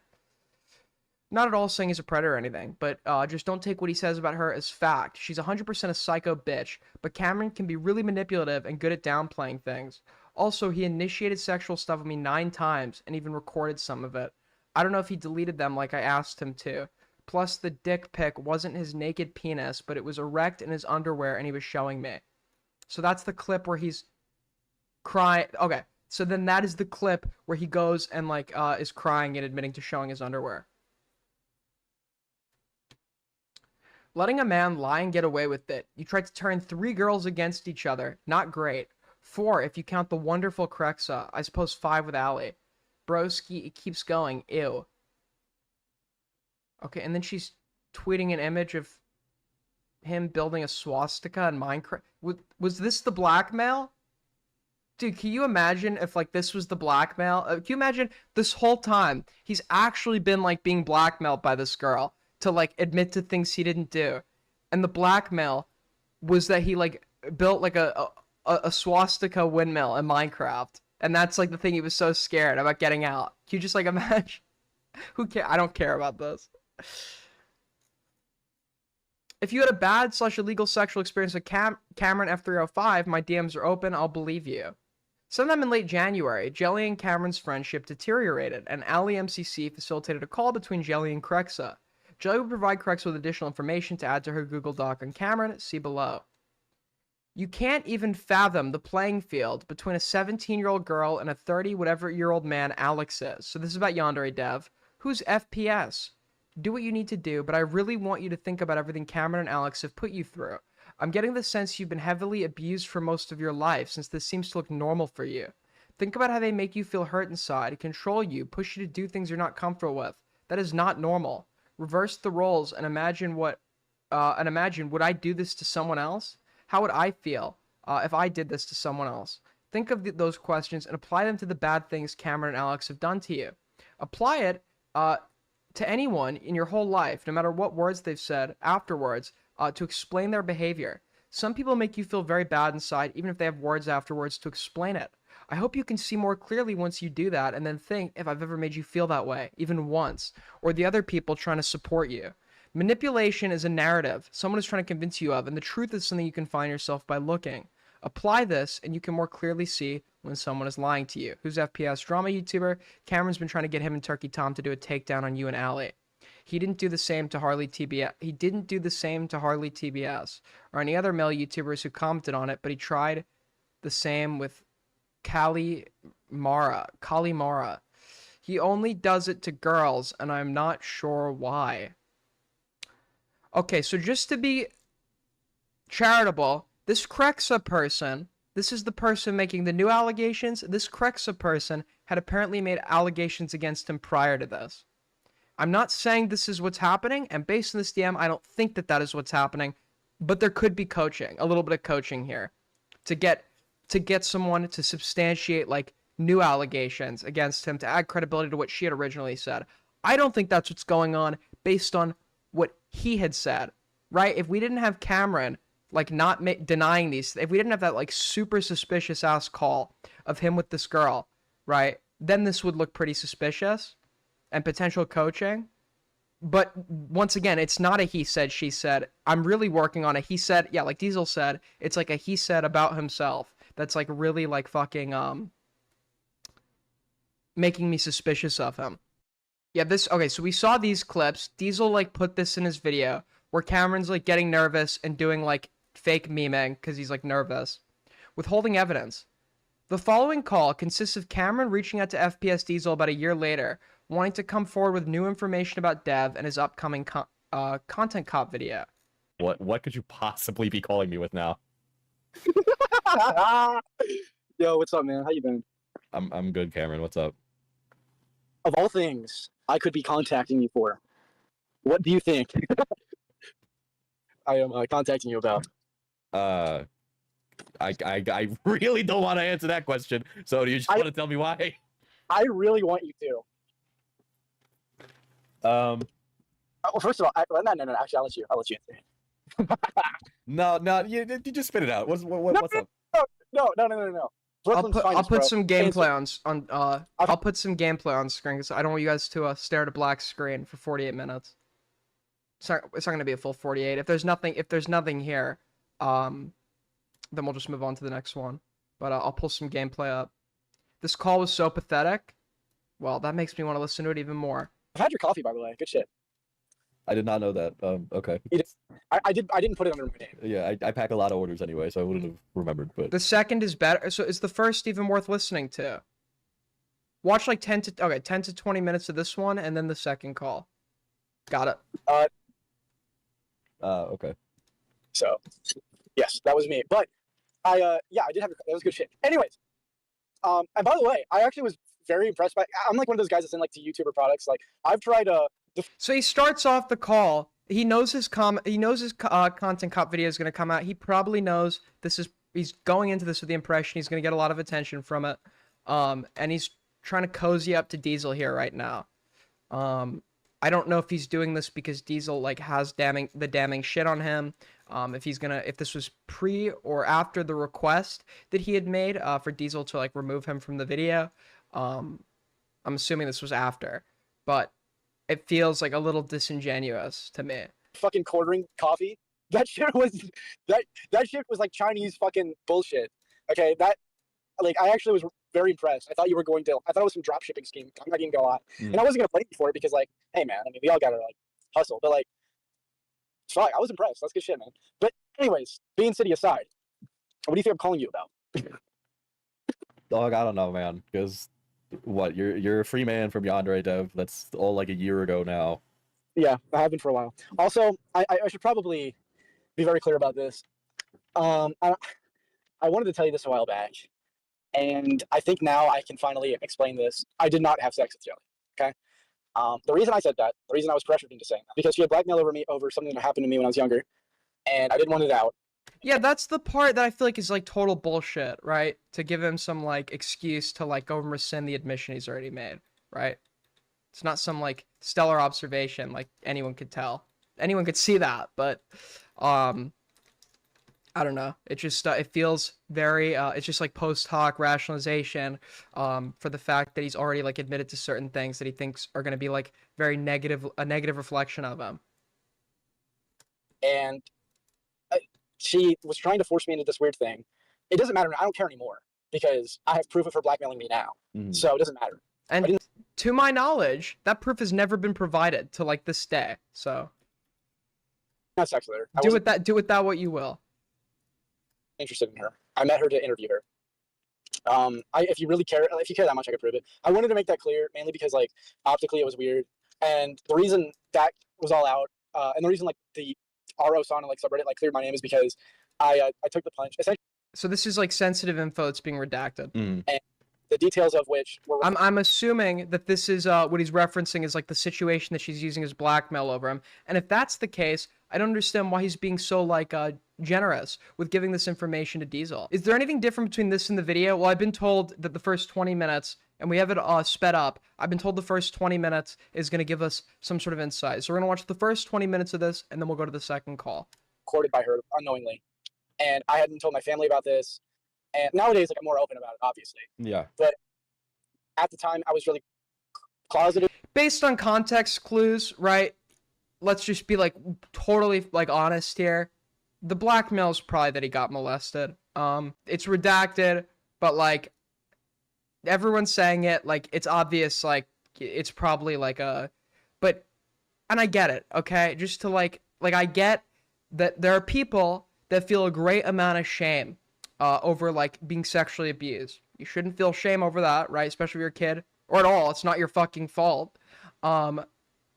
But it still happens, right? So that could be used as blackmail over somebody. Especially, not even especially men, but men, typically. There's, like, sometimes this response where they feel like it makes them less of a man. And that could be used as blackmail. But I don't see it being that plausible that somebody could use that as blackmail to get you to admit that you've perpetrated some sexual wrongdoing. I don't know. That's the part that doesn't really seem like super believable to me. About it, I guess.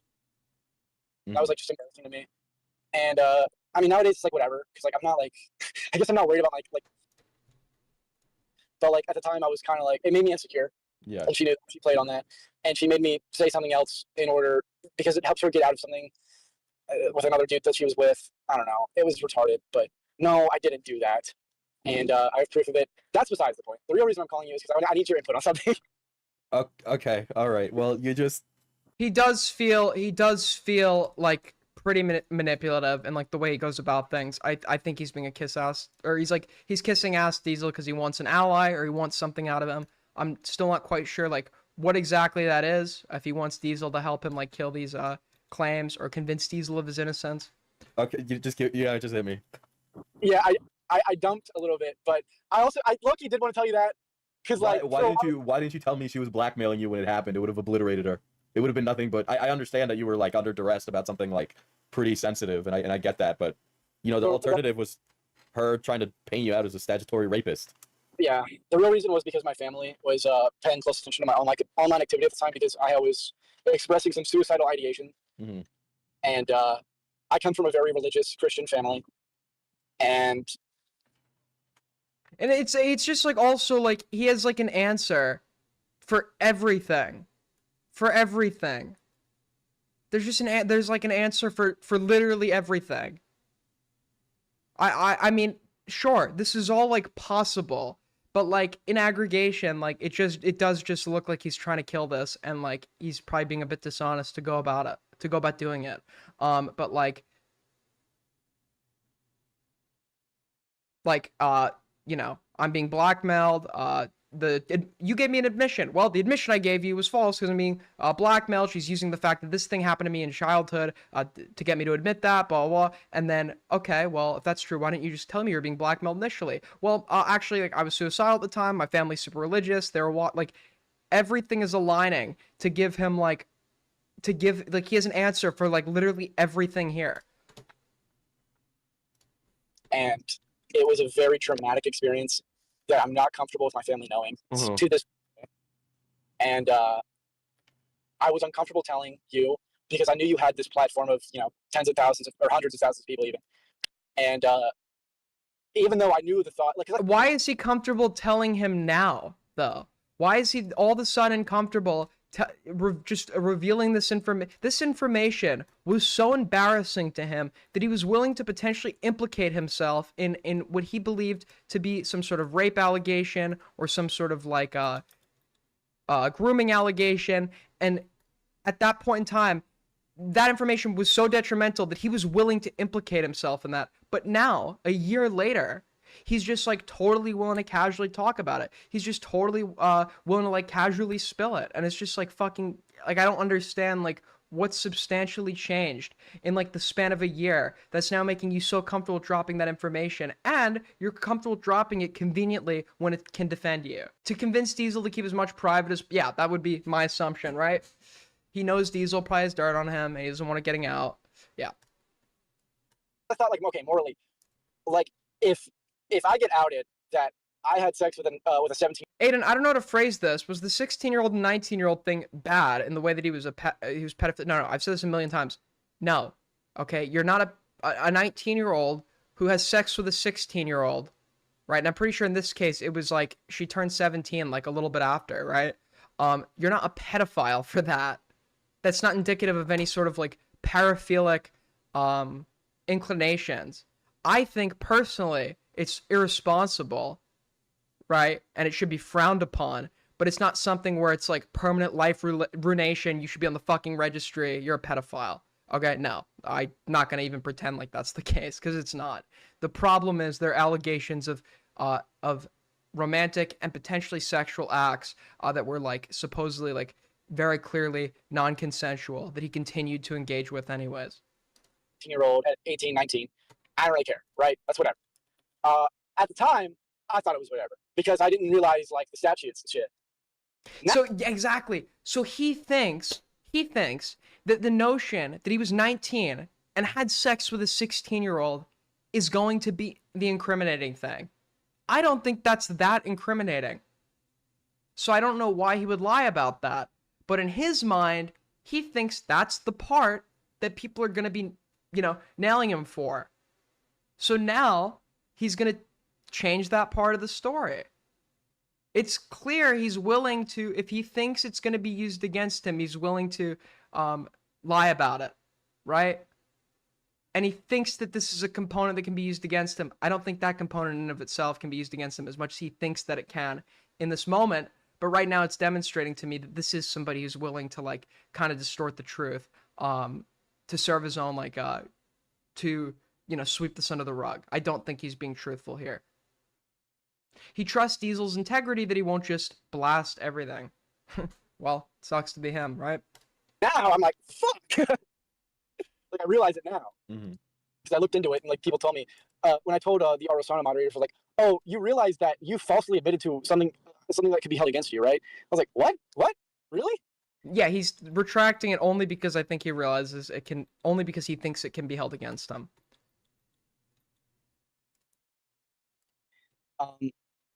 And during the Yandere Dev drama, like during the midst of it, I was heavily abusing alcohol. And nowadays I'm abstinent from it, but at the time it was rampant. The second I learned of what he did, it was, yeah, I was in the bottle. And I had to go to rehab. It was a bad situation. It was like really fucked up. I mean, you know, I was really like tied to him. Yeah. Like I trusted that guy. And like therapy kind of told me that, yeah, he low-key groomed me. Huh? So that was something I don't think I was, you know, it's funny because everyone. Okay. Yeah. Okay. So I've said repeatedly, I don't care that when he was like stupid and dumb, he was playing defense for Yandere Dev. I don't care that he had sex with this age gap, right? But the point is, he thinks people will care. So he's coming up with answers for all these things that really don't need to be answered. But that's now establishing for me that he's willing to lie about these kinds of things. I don't think he's looking for excuses for these things that don't really need excuses. But that's like pretty indicative of like what kind of person he is and how he's going to respond to allegations.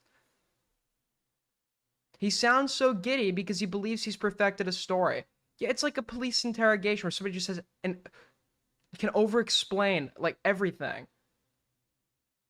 He has a perfect answer for everything that will like diminish him of like responsibility for things that he believes are incriminating. Everyone told me that, and I was like, nah. And then like when you hear it from like a professional's mouth, you're like, oh fuck, you know what I mean? Yeah. And like looking back on it, I'm just like, god damn, that guy is fucking like, oh my god, malicious. Like I even now, or now, like especially now, I can't even like. There's no charitability I can really give anymore. Mm-hmm. A part of me still like wants to give him that like benefit of the doubt that he was just autistic. It was involuntary. He didn't know what he was doing. He couldn't understand tone. But then like that sanity kicks in, and I'm like, he was 36. You know, like there's a certain point where that charitability has to fade away. Yeah. Like I'm an adult. I'm about to turn 21. I know better, you know, and it's like that shouldn't have even been an announcement. Now one thing I never omitted any information from was the corrective stuff. That was 100% true. And you might laugh at me for this, but I still stand by any sections of the 2 videos I made about Correxa, 100,000%. Even actually including the RSL sections too. Yeah, I haven't looked too much into these Correxa allegations. That was his roommate that supposedly like made some. That was actually like a he said she said. I don't need that to be true for like my other criticisms of him to stand. So sounds like other people don't think what she said was true. Even people who are like being highly critical of him. So I don't even. We can just like dismiss that for now. That maybe for like another video, we can go and like look into like more of the Correxa stuff. But for my main criticisms of him here, it's more related to the new girl, this like jelly person.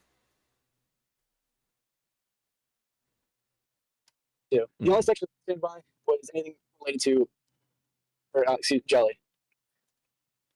That was a Freudian slip. I don't give a shit anymore. Fuck that bitch. She's an evil little fucking gremlin. He's also like finding other people to shit on that he can like mutually like bond with Diesel and like his hatred of, or these people are the bad ones, not like us. Yeah, he wants Diesel on his side. He sees Diesel as a potential threat. He's trying to, and I think in a very manipulative fashion, neutralize that threat, win Diesel over, get Diesel on his side, potentially garner sympathy, and he thinks Diesel's buying every single one of his explanations. Yeah. I knew it then. I knew it now. Like, I don't know. I mean, you probably tell I was uncomfortable with her claiming that I had video of her doing something to me. Yeah. Wasn't true. I don't have any videos of her other than the one of us in like a fucking Marshalls or whatever. Mm-hmm. I recorded her because I was trying to get footage. I was low-key making like a documentary of me leaving the project, me understanding why I was leaving, me like talking to this person, because once I was in the area, because I was with my aunt, she told me, oh, like I'm like 15 minutes away from there. Reach out. I'm like, oh shit. Okay. Like this could be interesting. Because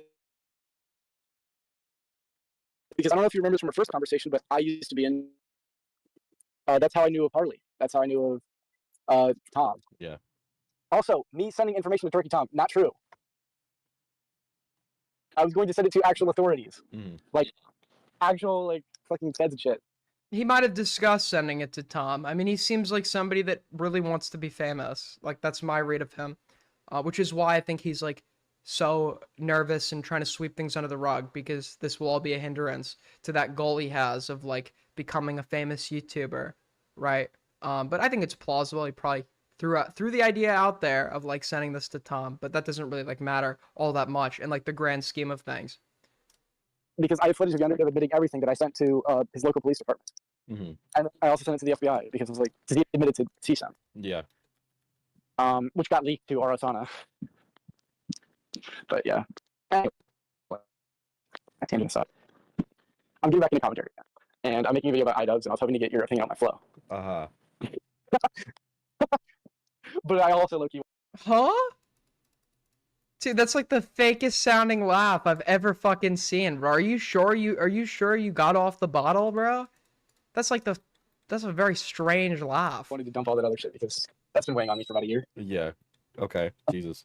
I'm telling you like a psychopath.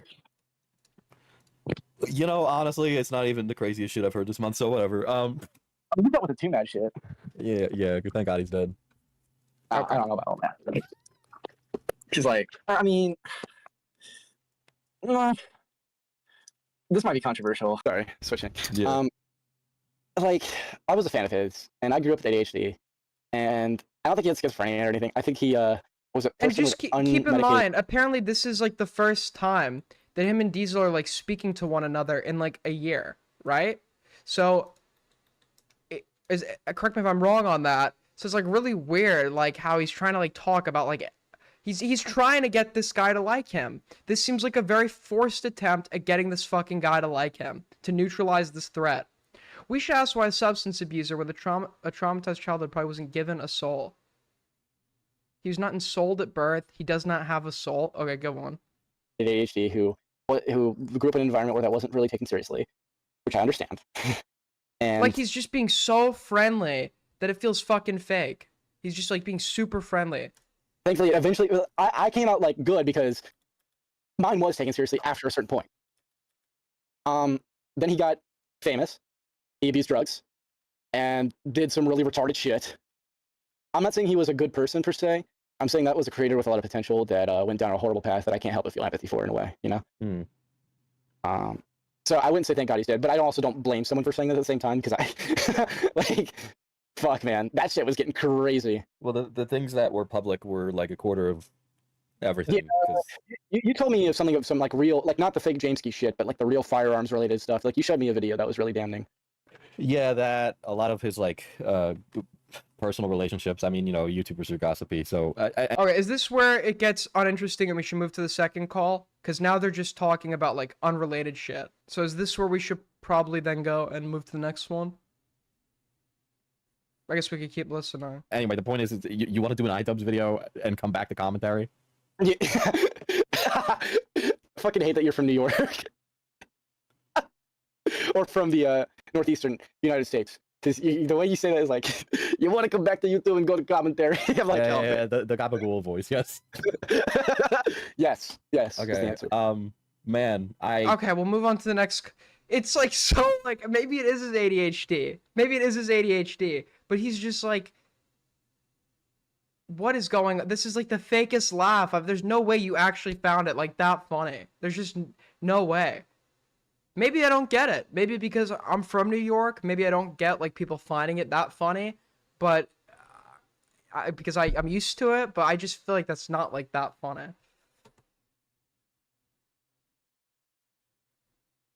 All right, let's move. Okay, so that was the beginning of the first call. Now we'll move on to the second call that is in this document. Shortly after, okay, so, and then, okay, so that happens. That's like, there's a, if you want, you could check out the original Diesel document. I'll probably link it like at the end of the stream to listen to that full call, right?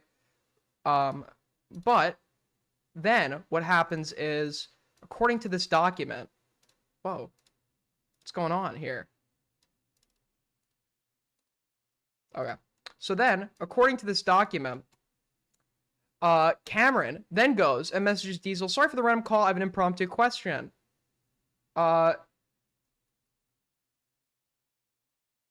He knows the content cop is about to come out. Where he knows he's probably about to get big off of this, because he's making this video. He's now panicking. People are sourcing your video against me. Would you be willing to cut the stuff out about me? So this is, okay, so the first call, the call we just listened to, call number 1. This was on May 5th. This is on May 7th, 2 days later. So actually it was before he asked Diesel to cut the stuff on him. That makes this 10 times worse. I'm like, why is he being so friendly to this guy? Does he see him as a potential threat? What is he trying to get out of this? That entire fucking call, in my opinion, was just so he could get him to a point where he's friendly enough where he's willing to cut the shit out about him. I think he had that intention from the get-go. That was his intention from the get-go. Whoever the fuck told me that this was after he had asked to cut, that's not true. Okay, so it was clear he was trying to get something. I think that's what he wanted from the get-go. Which is super manipulative, by the way. So now we have this second call that we'll listen to. Yo. Oh, ooh. The bad? Oh no, it was just like a little like crackly for a second. I think what you were putting in a mic or something, or I think I fucked with my cord a little bit. Mm. Yeah, I'm not gonna lie, I've kind of been dreading this. Yeah, I know you messaged me and then you deleted the message. Yeah, I don't know. So this is after. Wait. So this is after he's made the request for Diesel to cut the stuff from the video. This now comes afterwards. He sees this as a threat. He's worried about this. That's why he went to Diesel trying to buddy up to him, and now he's scared. He's scared that this is gonna take him down. No, wait, sorry. I fucked up. Wait, no, I fucked up. This was after he released his content cop. So now he sees this as a threat. He's worried that this is going to fuck up his rise to fame. And he wants Diesel to cut the stuff about him. He's probably panicking right now, evidently. It's not. It's more so. It's just like it goes over like 2 things that I like never want to rehash like ever. Like, well, one of them I like took years of therapy, obviously, but the other one is just like, that was a shitty thing. Like, that was just really anxious time. I mean, you came to me to relitigate it, really. Yeah, I did. He didn't want to relitigate anything. He came to Diesel because he wanted something from him, and instead of being transparent about it, he's like acting like he's his fucking friend. Dude, it's so obvious, bro. I wish I knew when listening to that part of the first call. I wish I knew when listening to that part of the first call that this was before he asked him to cut the stuff from the video. Whoever the fuck told me that that's not true, you're banned from chatting for life. But that makes everything, take everything I said and make it 10 times worse. It's super manipulative. I don't know why. I guess I felt like I could kind of trust you in a way. I don't think you would go out and tell. By the way, folks, if you're enjoying the stream, make sure we have super chats now. You could donate, always helps us out. If not, make sure to like, make sure to subscribe. People like this, thing that happened to me that I am uncomfortable with people knowing, and it like, I think you would understand, especially having dealt with the situation and knowing the people involved. Why, like, I think, and I also at that time actually did want feedback on my video. Like that was. Yeah, I mean your video's been successful, so that's good. Yeah, I don't know. I expected maybe 30K views tops. So this has been very overwhelming for sure, in a good way. Of course, it got relitigated. So, but it doesn't seem to be catching much. Listen to that. Just listen. Listen. Your video seems to be doing really good, man. Wanting Diesel to cut the stuff, old stuff about him from the video. He's like, yeah, it is doing really good. Of course, it all got relitigated. Wink, wink, and then it's so transparent, man. This guy thinks he's like an evil genius. It's so transparent what he's trying to do. He wants to guilt Diesel into cutting that shit out of his video. Much traction. To be honest, both sides of the Ethan Hassan IDubbz, they don't know about Yandere Dev. They don't know about that. Yeah. It's just a different part of the internet. They're trying. So now Diesel's saying, providing reasons why he shouldn't worry about this. Like, there's no reason to worry about this. They don't really know or care about this part of the internet. And Cameron's still wanting him to cut this out of the video so he doesn't have to worry that it's a potential threat, is now further trying to show Diesel this is a threat. Cut it. Like, trying to guilt him into removing that section of the video in relation to, like, the old drama that could reflect badly on him. Leftovers H3, like the snark people, they've definitely tried them. People have been like, hey, I saw this. But then, like, what's funny is most of the YouTubers that they try to tell already know. Like, they already know. So they don't care. They know it's like, they know it's either bullshit or it's like, I really wasn't a big part of that. They know that you like work for Dev. Well, because I was in like the commentary space briefly for a while. Yeah. And a lot of them I already spoken to. Okay, so this is actually in regards to, so there are I'll reiterate it, there are 3 major points of criticism for him, right? There's the fact he was working with Yandere Dev and like sweeping for him. There's the allegations, people who criticize the notion that he potentially had sex with a 16-year-old at the age of 19, and people who are critical of the possibility that he sexually assaulted this 16-year-old at the age of 19, right? So for the allegation of sex, he's going to sweep that by claiming his admission was blackmail. For the Yandere stuff, which is at this point, right, Diesel doesn't yet, by the point of this call, have a video up on his channel documenting like the alleged sex with this jelly person. This comes out after this call, after the content cop, right? So there's no reason to ask him to remove anything about that. So what's this other threat to him? The old Yandere Dev stuff. So how is he now going to deal with that? Tries to deal with the sex allegation, with the, blackmail claim or whatever. He's going to try to deal with this by guilting Diesel into cutting it from the video. So anything he thinks can be used as like a point of criticism against him. Anything he thinks that can be used as a point of criticism against him, he's gonna desperately try to neutralize it. Because he's panicking. He's in panic mode. Yeah, sorry, I'm talking, I'm rambling, because... So why don't... Okay, so when it happened, you gave me, like, the story, and actually, like, walk me through what actually happened based on our last call, where it's like, oh... Are you psychoanalyzing him too much? No? No, I'm... You can't read people's mind. But when you have all these different, like, things that he's doing that don't really have, like, a super, like, you're wondering, why is he doing all these different things, right? That would be the most logical motive for how all of these things relate. It's not really like a psychoanalysis. It's just like me making a inference as to his, like, motives. It's like a super deep analytical psychoanalysis. I'm just doing what people normally do and trying to discern why is he doing these things. I was being blackmailed to say that. So what essentially happened was me and her were like getting close. That all was true, and it was very obvious to me that she liked me. Are you recording this? Of course I am, and you should be too. He's totally panicking. I should be, but you're not gonna release it. I don't know what I'm going. Not to gonna do. release it. Wink, wink. Freddie said too much. Whatever. I won't go too deep. As long as you don't like put the part about you. About yeah. Yeah, I don't need to do that.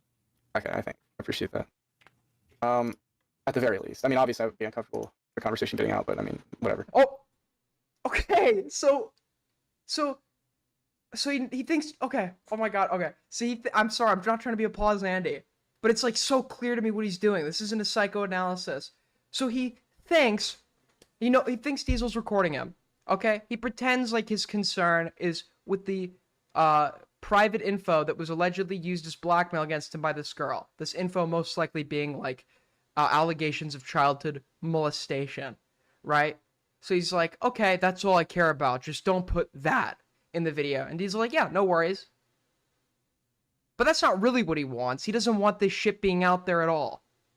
So now he's going to say, oh, well, to be honest, I actually don't want any of it. Like, he wants to now, he's gotten a concession on this small thing. He now wants to go for the full, I think I heard this unedited the first time around. Basically, we were close. We got close, and this was obviously before I knew about her past. There were times I was trying to get out of it, where like I would be like, okay, I can't handle this anymore. I need to send this. I need to prove it. I need to send some evidence that this person's malicious. And then I would walk back on it, like out of fear. Mm-hmm. And because as the stones became more and more unturned, things got different. Now we definitely were friendly, and we definitely got close, but that was pretty short-lived. It lasted maybe a month or two. Once January hit, like we were not on good terms. Mm-hmm. Yeah, and it obviously like there was like she was recording everything I was saying. She got that on me, and it's not like I did anything. It's not like I'm admitting to something crazy. It's just that like that's like extremely like, personal that I am embarrassed of. Like I wish that never happened, and it's something I just don't want people knowing. So when did she make that into blackmail?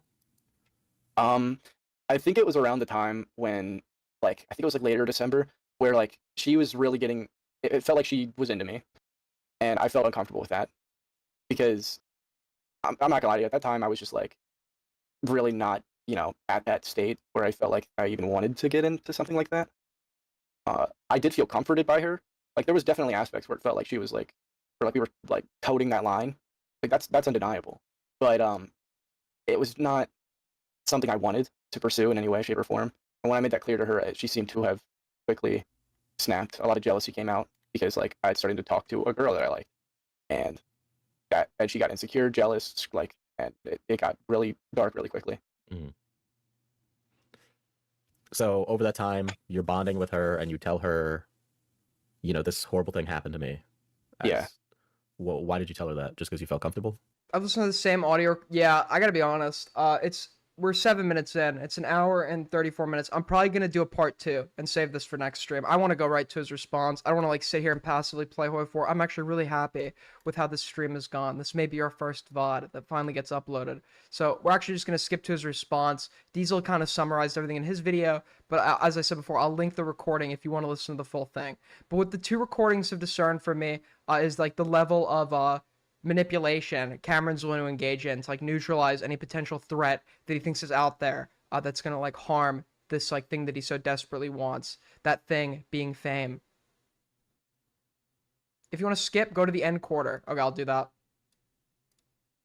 Okay, we'll finish the end quarter then. I mean, it's not something I really volunteer, any of it. I think I'm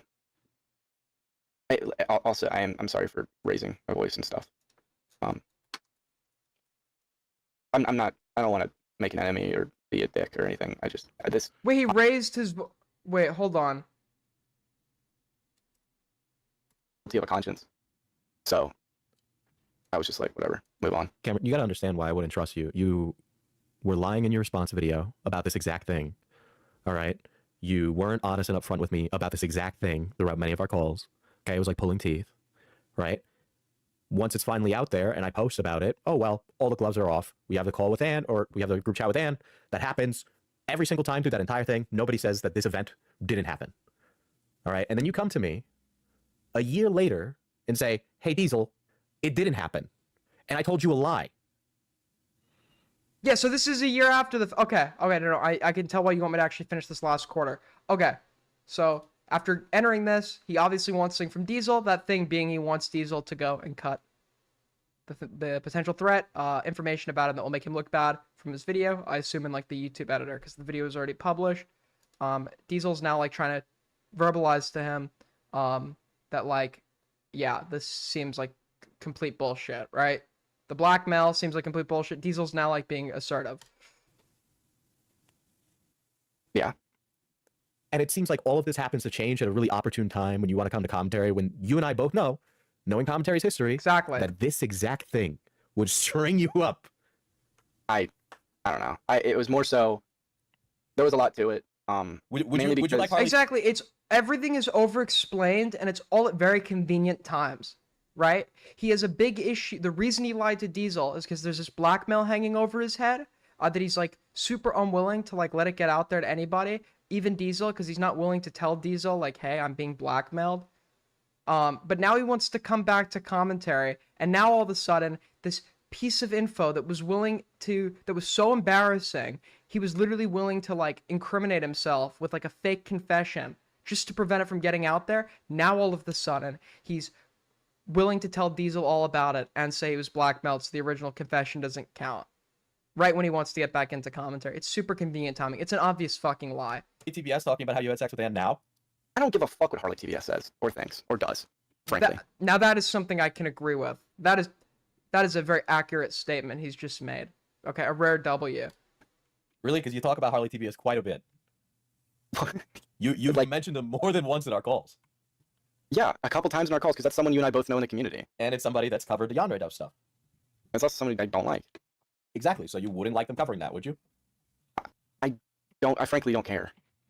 I wouldn't like it. I just don't care about Harley. I wouldn't like it. I wouldn't like anyone covering it. He clearly wants this swept under the rug. He doesn't want the public knowing about this. He doesn't want this blowing up. He obviously cares. No shit. But it's not... Listen, you can choose not to believe me. I understand why you're grilling me. I get that. But at the same time, you have to, like... Okay, whether or not you believe me right now, say everything I'm saying is true. You understand why that infuriates me. Absolutely. But you haven't given me a reason to trust you, and you've been nothing but a snake through the entire thing as far as I'm concerned. I can't believe I was so charitable to you before. You have to understand where my position was. I regret my decisions. Absolutely. Absolutely. $1,000,000,000%.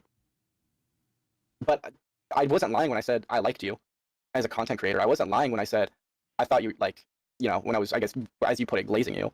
I do, like, respect you. There's a reason I can't. He was okay, it was so fucking obvious what he was doing. He was trying to blow smoke up this guy's fucking ass to go get him to do what he wanted and remove the embarrassing stuff. I was being serious when I went on this like tangent about how much I love your like obscure coffee brand. What a load of fucking horseshit, bro. Nobody believes it. Okay? Nobody fucking believes it. Came to you for any of this. I respect you. Like, the reason I was kind of, I guess, scared at certain points, I'm sure early on, was because I respected you. I didn't want to, like, fucking fuck up, you know, I guess your view of me on one hand, and on the other You know hand. that lying was going to be 10 times worse than any alternative, right? Like, now I'm re-looking into this again. Of course, I'm bringing and the I hammer knew this down. day It's would. I knew this day would eventually probably come, where I would have to tell you this. I just didn't know when. I felt like I'm in a better spot now. I feel like now that, like, I've been able to move on. There's a reason why this. I understand, like, oh, he's coming back to commentary. Oh, blah. Sure, I get that, and that, like, I won't lie. There's probably a correlation there. But at the same time, it's all because, as well, I'm feeling more comfortable coming back. I'm feeling more healthier. I've had time to process things. I've had time to get therapy. I've had time to get advice. Because, I mean, you're not the first person I've told about the blackmail. It took a while. Like, if you think this is, like, my first time relitigating it. Yeah, the reason I'm now willing to go and, like, reveal this, like, super embarrassing piece of information to everybody that, like, basically caused me to lie to begin with is because therapy finally magically convinced me to be totally okay with saying it, even though saying it now is what's going to benefit me and, like, hopefully get me out of having this, like, piece of embarrassing info out. To me, no.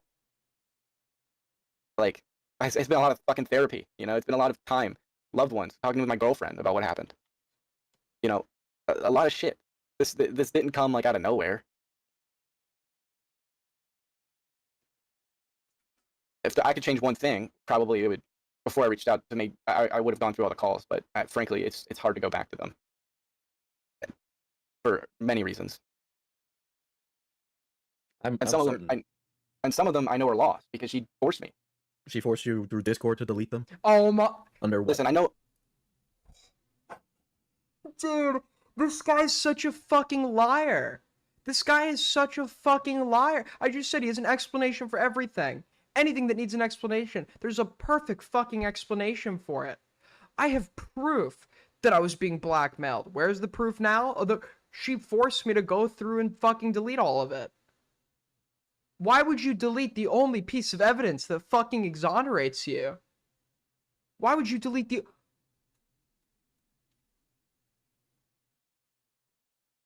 And this had to have happened after the first convo with Diesel, when he called him after a year. Because he would obviously remember something like that she made him go through and delete all of this. So at some point, maybe between the first and second, she did that. But if that's true, and you're trying so hard to sweep these allegations under the rug, why would you delete the exonerating fucking evidence? These are lies. This is all lies, okay? All of this is lies. This person is a pathological liar. This person is a pathological liar, and I mean, oh my god, dude. This guy is like, no wonder he's not willing to get on a fucking call, bro. This guy's a pathological, he's lying about everything. He's lying about everything. Is this guy's name even fucking Cameron? At the time, I felt forced, okay? I know it sounds ridiculous. At that time, I felt forced. She forced me into deleting the only pieces of evidence that would exonerate me. You know what I mean? At that time, when you're hearing all of the things that you feel like, oh my god, this is like the worst thing imaginable in my head. That's what it was. It was the worst fucking thing imaginable. When you're hearing that, like, screamed at you, you feel like you have no option. You feel like this is the end of the world. You'll do things that you think that in hindsight feel fucking retarded. I feel like this is so backwards. So why did you deleted calls because you told her that you were... First of all, I'm not getting into that with you. I'm not comfortable. And this is another big tell. The selective openness. Selective openness. I'm totally open with you about this embarrassing piece of information at the beginning of the call when I believe it can benefit me and get you to believe my story about why I had originally lied to you and potentially get you to do the thing I want. Get rid of the fucking original embarrassing info about me that is archived through your video. But now, Now that you're grilling me, now that you're critical of this, now that you're very evidently not going to do the thing that I want, now I'm not getting into it. Now I don't want to talk about it. I've just gone and selectively revealed it to you because supposedly I'm now more open about it through years of growth and therapy. But now that it's being used against me, now all of a sudden this is just too personal. I just can't get into it. It's just too personal. Is there anything that this person won't fucking lie about? Is there anything this person won't lie about? It's so dishonest. It's so fucking dishonest. Stop lying. Comfortable talking about that. But that was the reason why, right? That was the dark secret you didn't want getting out there. There's a lot more to it. I'm certain there is. And there's more. I don't There's like more to the story. I just can't tell you about it. But I get you're being frank or whatever. A lot happened, and a lot of what happened is like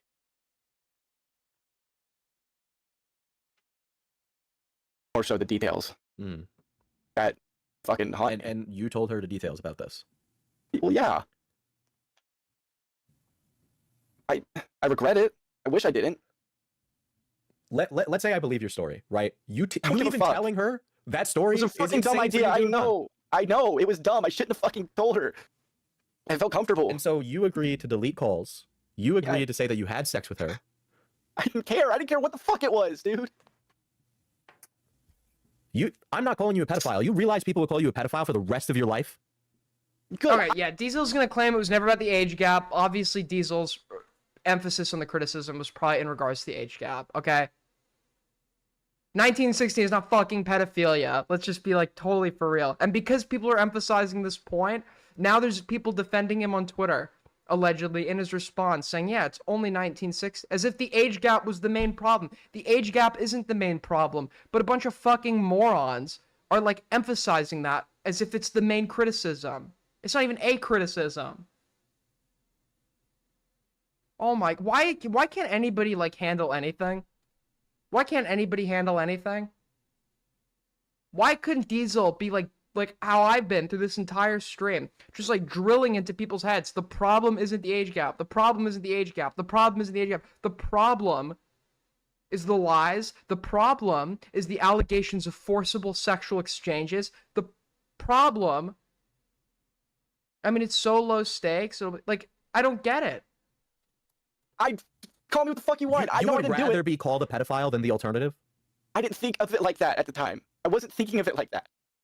You have to understand. I mean, like, put YouTube aside, your fucking entire life could have been ruined. But Diesel's right in the point. No, but okay. I was being a little harsh on Diesel. He makes a good video, but he's also right in the point that, like, yes, there will be some morons that do think he's like a pedophile for a 1916 age gap, and he was willing to lie that he had sex with her because she had embarrassing info on him. Totally get that. I totally get that. But you have to understand critically that I was not thinking about that. I was thinking about, I was tunnel visioned on this one thing. I don't care.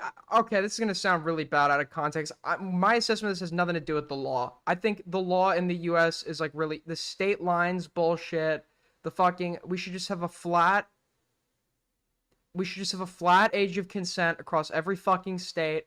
It should be, listen, I get it. States' rights. States' rights. It should be flat age of consent. This whole shit where it's like, it's totally okay here, but you're like a sex offender if you do the same thing an hour away in another state. It just needs to be fucking flat, cross everywhere. The law in these kinds of conversations isn't really like a big factor for me. I'm making a moral judgment, and the law is not where I derive my morality from.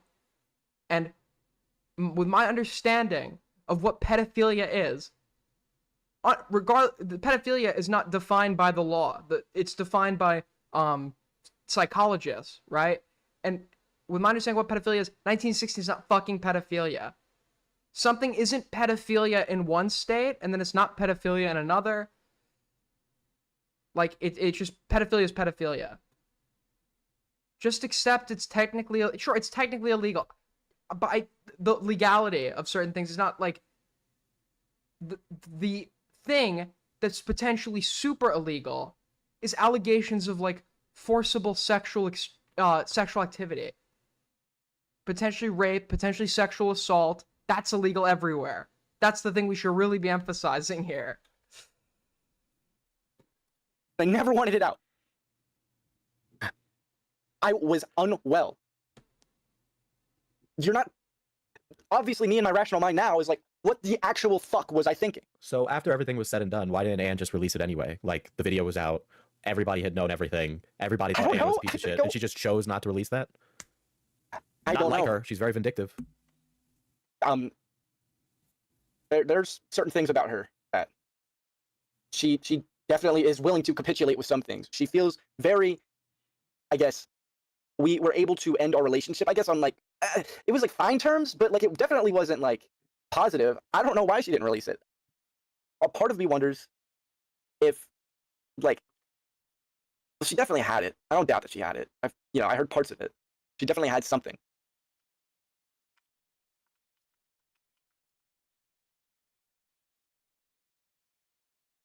Fuck, I don't know, dude.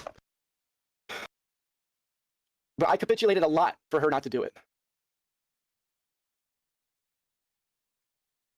You agreed to an insane thing, if that is the I case. fucking know! You think I don't know that, man? And without you having a clip to... Agreeing that they had sex is not that insane of a thing, but he thinks it's insane, which is why he's lying about it now. Okay? It's totally like... That's not like that insane of a thing. I just have to take your word on it, and I can't. Okay? I understand. And look, and it looks to me... The point is, having though, been in this he space thinks it is, which is why he's lying. for a while, that you came to me because you didn't like how that was out there. Because that's what it looks like right now. I don't like how that's the narrative that people have to accept, because I made a really dumb choice. It sucks, but it's what it's gonna have to be, I guess, unless I find the recording. The reason I ended up continuing with this call, Unless I find this recording out there that, like, definitely exists. It's definitely out there, guys. I'm sure he'll find it one day. I'll be, like, fucking 85 years old in a nursing home. He's gonna be like, I finally found the recording after all these years. He's, like, totally exonerated. It turns out this is, like, a 16-year-old, like, evil blackmailing mastermind that has actually blackmailed him with all this info and, like, elicited a false confession and has gotten him to, like, delete the only evidence exonerating him. Can you imagine how crazy that would be? I'd have to make the biggest apology of my fucking life. I was gonna cancel. The reason I ended up doing it is because I just wanted you to know.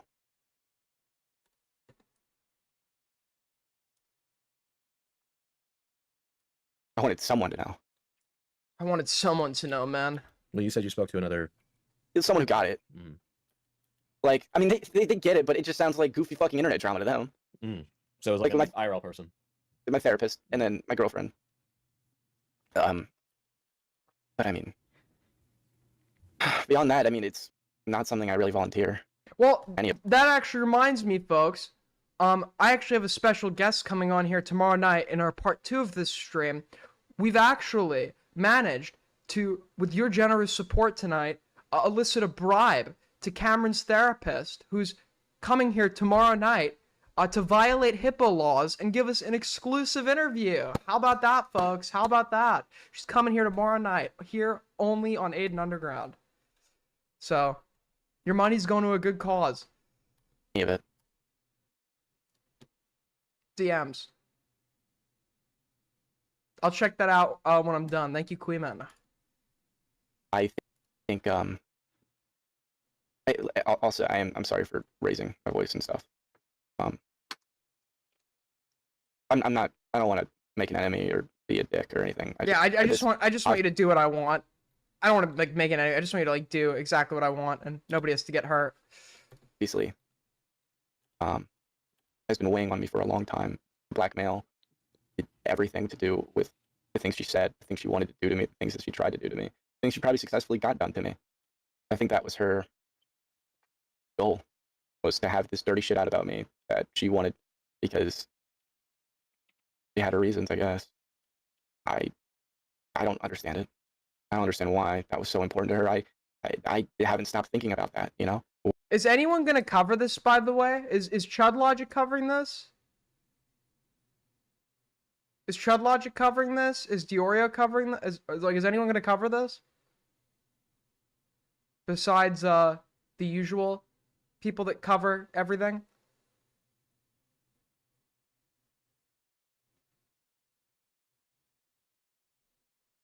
Chud covered it yesterday. Got it. Thank you. Why? Why?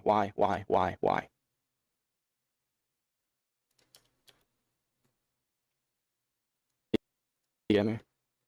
I hear you. I understand that there were definitely times in the past where I was. I know there are a lot of specifically my new Cabal watchers that are gonna probably sit here and try to be like, yeah, Nick's not gonna cover it. He's sweeping. Listen. I don't think like this is like that. Like people are trying to use this like allegedly to because Dickers apparently was willing to make a tweet about it, which was like really cringe.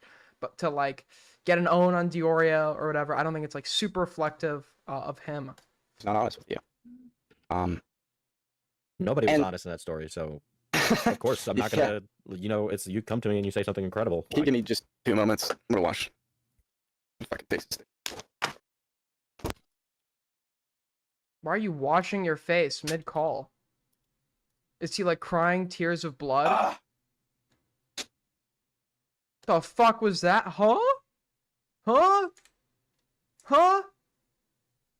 What the fuck was that?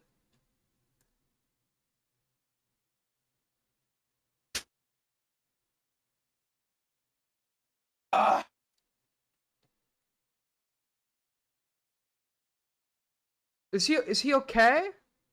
He's gonna come back to the call. He's gonna be like, actually, now I need you to remove the embarrassing stuff about me because when I went to go wash my face, a mugger came into my house and like actually just stabbed me just now.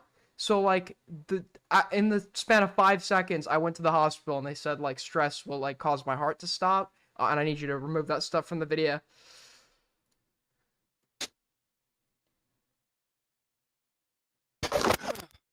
What the, is he trying to rape the phone? Has it been so long? He's trying. I'm kidding. This is all still alleged. Okay, this is all still alleged. Once again, all still alleged. Yeah.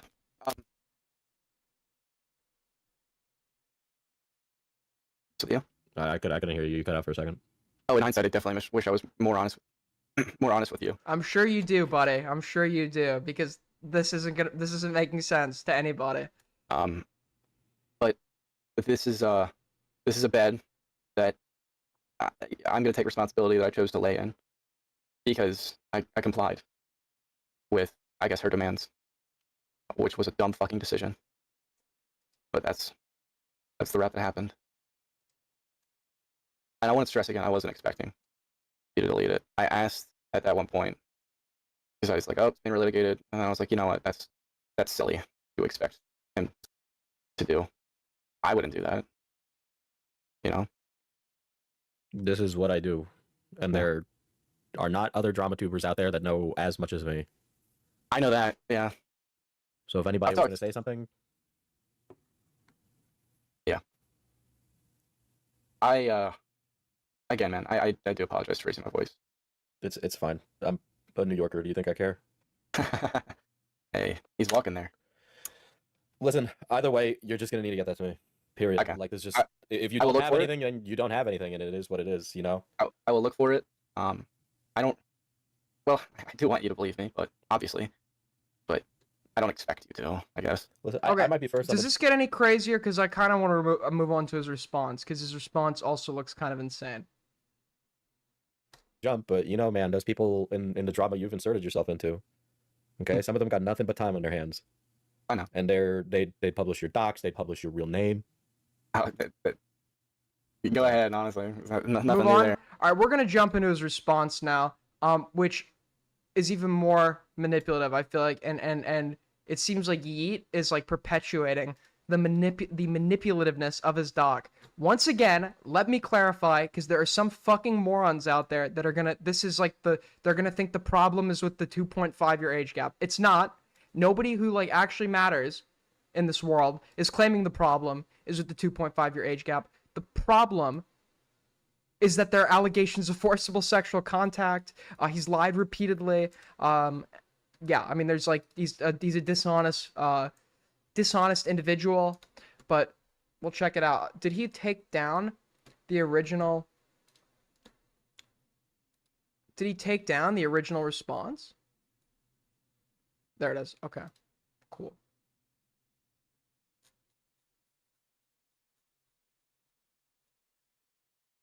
I knew that eventually this would come up. Okay, right off the bat, I believe that. That's why he's panicking, trying to get it swept under the rug. And I initially thought that since many of these allegations had already been disproven in the past, this is in reference to the first situation that I think even Diesel himself has like repeatedly said was she's like a liar or whatever in regards to the first situation. So because there are other claims that have been debunked, he's going to use that as like a way to kind of make the new claims like look implausible. However, after seeing the situation unfold, after a video by FPS Diesel released rehashing the situation... Oh, wait, no. This actually... Hold on.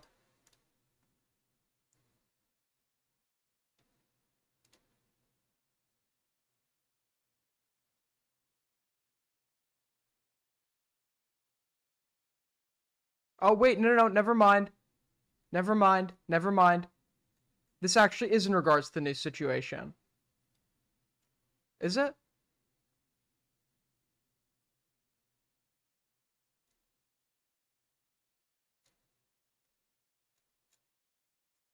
Okay, there's nothing here debunking anything. It's just like a claim that it's just like a claim saying it didn't happen. That she lied. Yeah, there's nothing here that's okay. This isn't there's evidence in the hyperlinks. There's no evidence there. Okay. That I wouldn't need to respond. However, after seeing the situation unfold after a video by FPS Diesel release, rehashing the situation, many people began to promote false allegations, which I do not blame Diesel for. Drawn gross conclusions and have attacked others who have promoted me or collaborated with me. For the sake of objectivity and being concise, any hearsay will not be mentioned in this document. Regarding the allegations last year, I've never sexually assaulted anyone. Diesel has implied he doesn't believe I'm some sort of predator in his original video, and the girl involved said I never sexually assaulted her. Something I don't... Okay, but you said you tried to kiss her for 5 minutes while she was trying...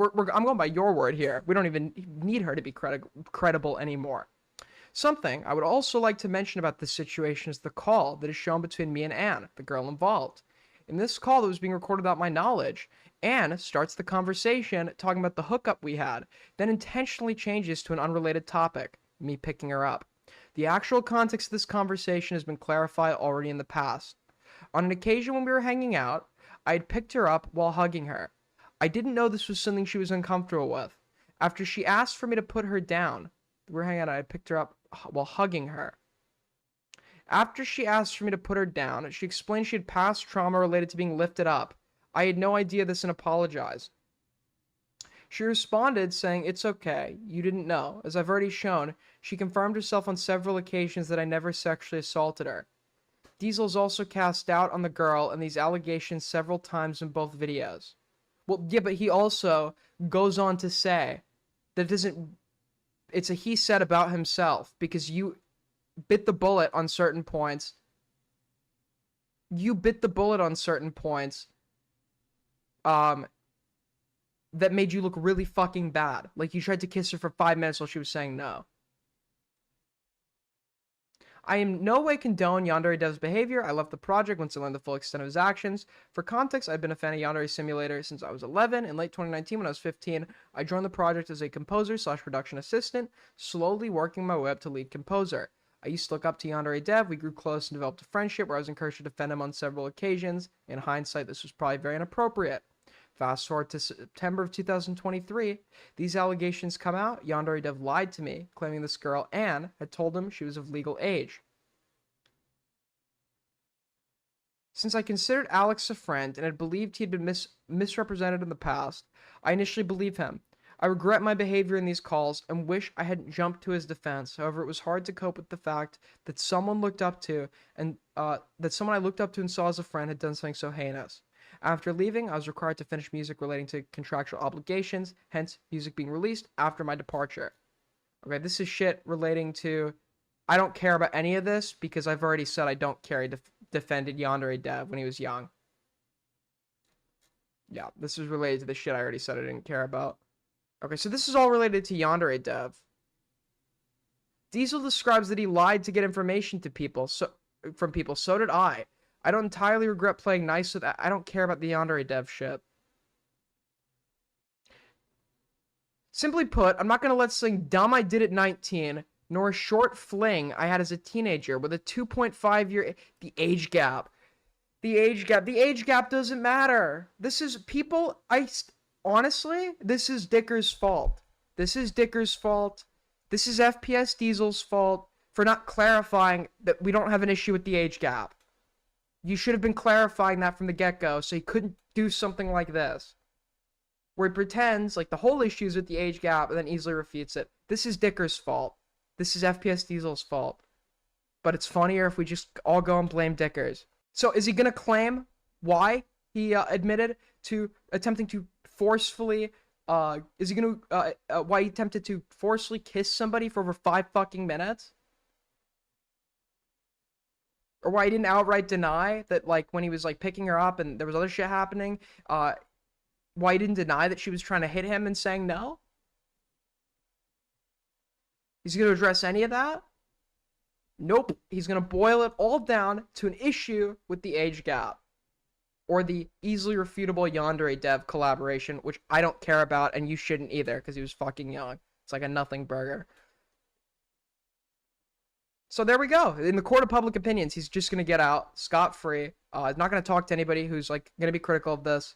I'd be surprised if he's willing to talk to me and come on my stream. But I'll say it a million times, the problem's not with the age gap. The problem was the allegations of forcible, either romantic or sexual interactions. What those are, we've only confirmed the kissing part. I don't know about the other parts, right? The picking up was apparently something else, and then, like, he showed her his, like, bulge in his underwear to be funny. So, yeah, we'll probably do a follow-up on this, because there's just so much here. But it's a lot, okay? It's a lot. This probably gives a good introduction to anybody who's unfamiliar with the situation. Everything I've stated about what I believe his intentions are, or what I believe happened, I've prefaced with I believed, because that's my conclusion based on the evidence available to me. If there is more that comes out that changes, I will gladly change my mind and admit that my opinion has changed. But for now, to summarize, I believe he probably got caught up in what was initially a consensual act, was unable to stop himself, and has repeatedly, like, lied to try and negate any piece of criticism, even if the criticism isn't really good criticism. He's repeatedly tried to lie to negate that and neutralize the threat because it believes it will, like, impact a rise to fame that he has so desperately wanted his entire life.